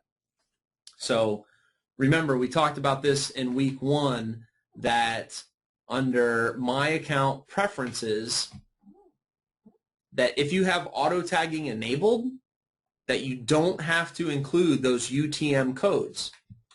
So if you have an account that you're like in Mike's sense that is using the manual codes, because you'll see that this account also is doing the manual codes. We saw that when we were looking at the destination URLs in the dimensions. So look at this. So this was unnecessary. I didn't need to have this because I had auto tagging enabled. So that's a big time saver. But if you have this enabled like this, if you have it done manually, it's still okay to turn it on for auto tagging. And if you want to import conversions from Google Analytics into Google AdWords, you have to have auto tagging enabled, because it's the I call it the Google Click ID. It's gclid equals, and it's a big alphanumeric string. It's the gclid that allows that Google Analytics sends to AdWords, and then AdWords knows, hey, this ID was this keyword, this ad, this campaign. It knows exactly where it came from.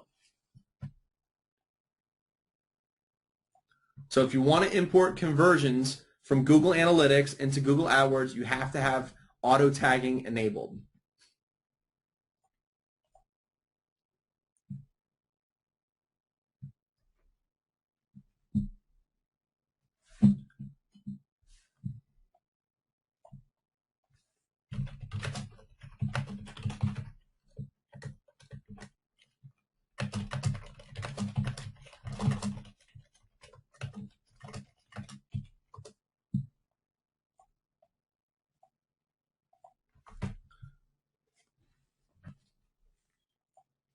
Okay, so Krista asks about, can you see which display network sites?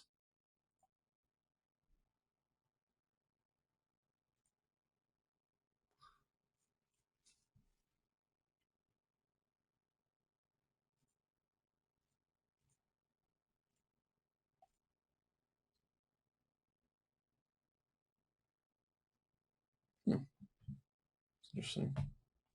Jump into an account that actually has display.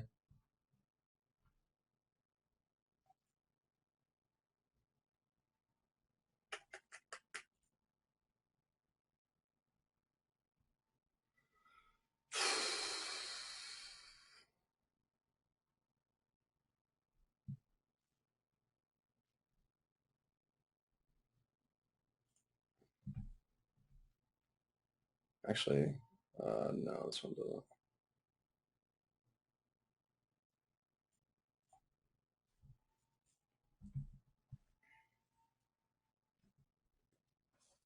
So notice how I didn't have any display network campaigns in another account, and I couldn't see the display network tab.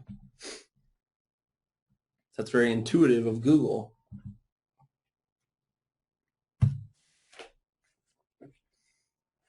So display network placements, automatic placements.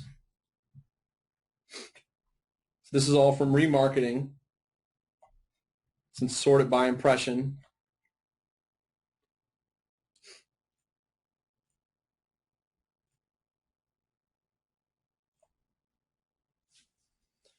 So these are the actual URLs.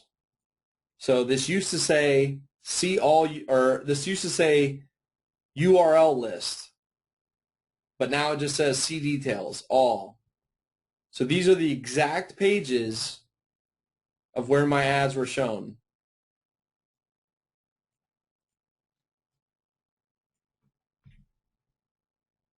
So that's how you see where your ads are showing up in the display network.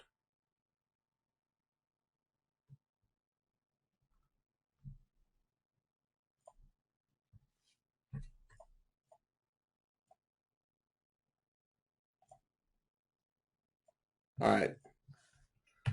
So let's keep moving here. So keyword details. It used to be called see all search terms, but now it's called keyword details. So you may be wondering, well, where do I find that? If you go to the Keywords tab, you then have that second red box below that says Keyword Details. And you can see things such as the actual search terms that triggered the ad. And you can also see auction insights. This is a brand new feature that just came out in the past couple months with Google. Auction insights. So how do you compare to your competitors? Now let's see what it looks like. So this is when you select keyword details and then see all search terms. This is what the screen looks like. Now, the keywords that I've added say added. If I excluded any keywords and had any negative matches, then it would say excluded.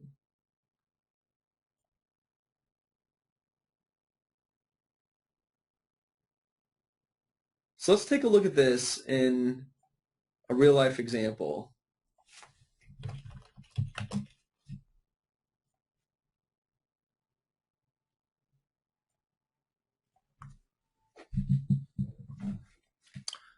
Keywords tab. Keyword details. Now you can either select a keyword like that and then click on selected, or you can just say see all. So let's take a look at some of these broad match keywords, because obviously the exact match, that's not going to be very exciting.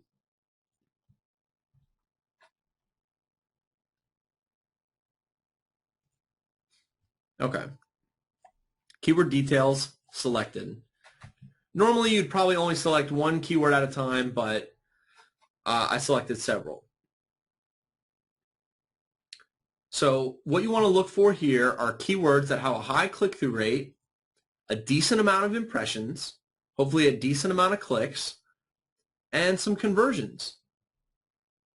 Now you can sort it here by conversions. So here's a great keyword that we should add. Submersible pond pump. Now this is showing up in the pond pump category, or in the pond pump ad group. Now I just happen to know that I actually have a submersible pond pump ad group. So what's actually happening is that this ad group, the broad pond pump ad group, is showing some ads that I really don't want it to show, because I have a submersible pond pump ad group. So I'll just show you. Submersible fountain pump.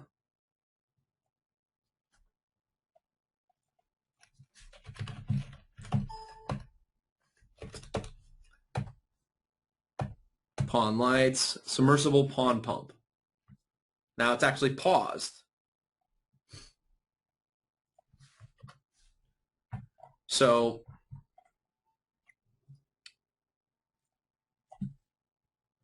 submersible pond pump. So we decide, do we want to add this as a negative keyword, or do we want to add this as like a positive keyword?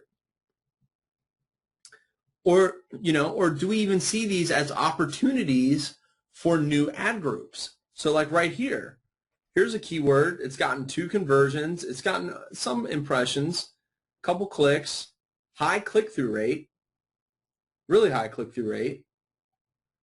Total pond UV pressure filter. So that's probably a great candidate. And now this says it was triggered off of phrase match. So what we want to do is go in, and I'm going to add that keyword.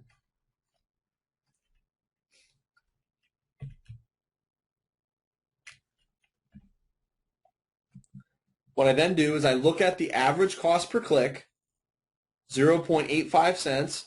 So I'm going to put a bit of a dollar because I want to go a little above that. Boom. And then now it says added. Let's sort it by cost per conversion.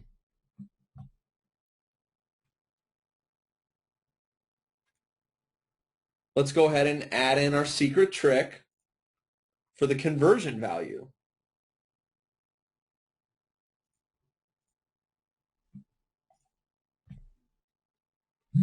Because remember, that's the real answer. So look at this. This keyword, we got 1 sale. We spent $80, and it only brought in a total of 20 bucks. So we're losing money. So then what you can do here is run a filter, and then conversion value divided by click, right? That's this one, is less than 1.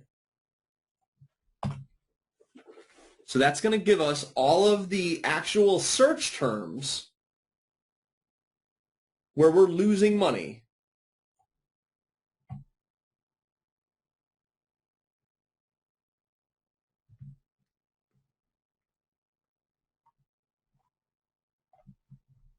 Okay, well, let's go ahead and also add another field and say that conversions are greater than or equal to 1, because we see we got a bunch of zeros.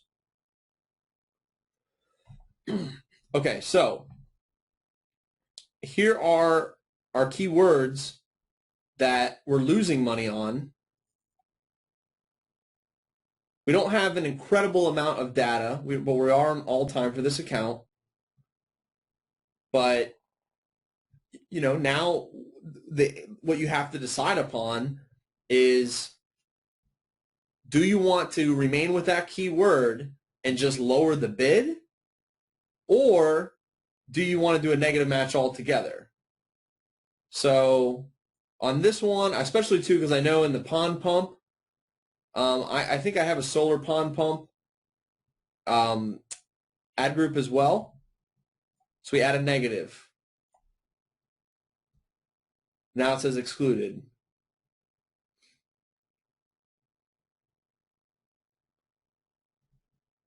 So these other ones are close, but we could even say 1.2 if we want to change it up a little bit.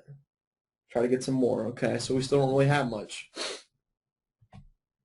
Now remember, we only selected a certain group of keywords. We checked these, and then let's go see all search terms.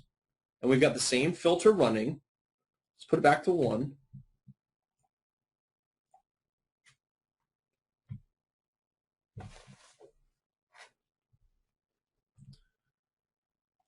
So now here are a whole list of keywords that we could potentially lower the bid or do a negative match on.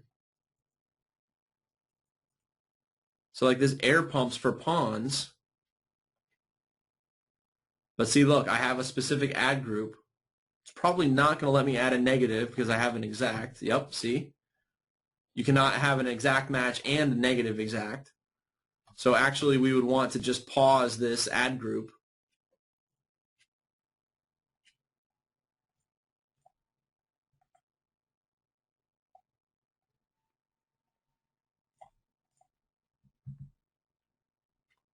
Okay, so we pause that one. You can then sort it by conversion value divided by click. So now you've got the things that you're losing the most money on.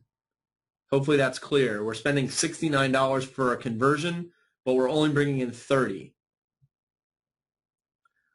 Beckett pond pump parts. So there's another one.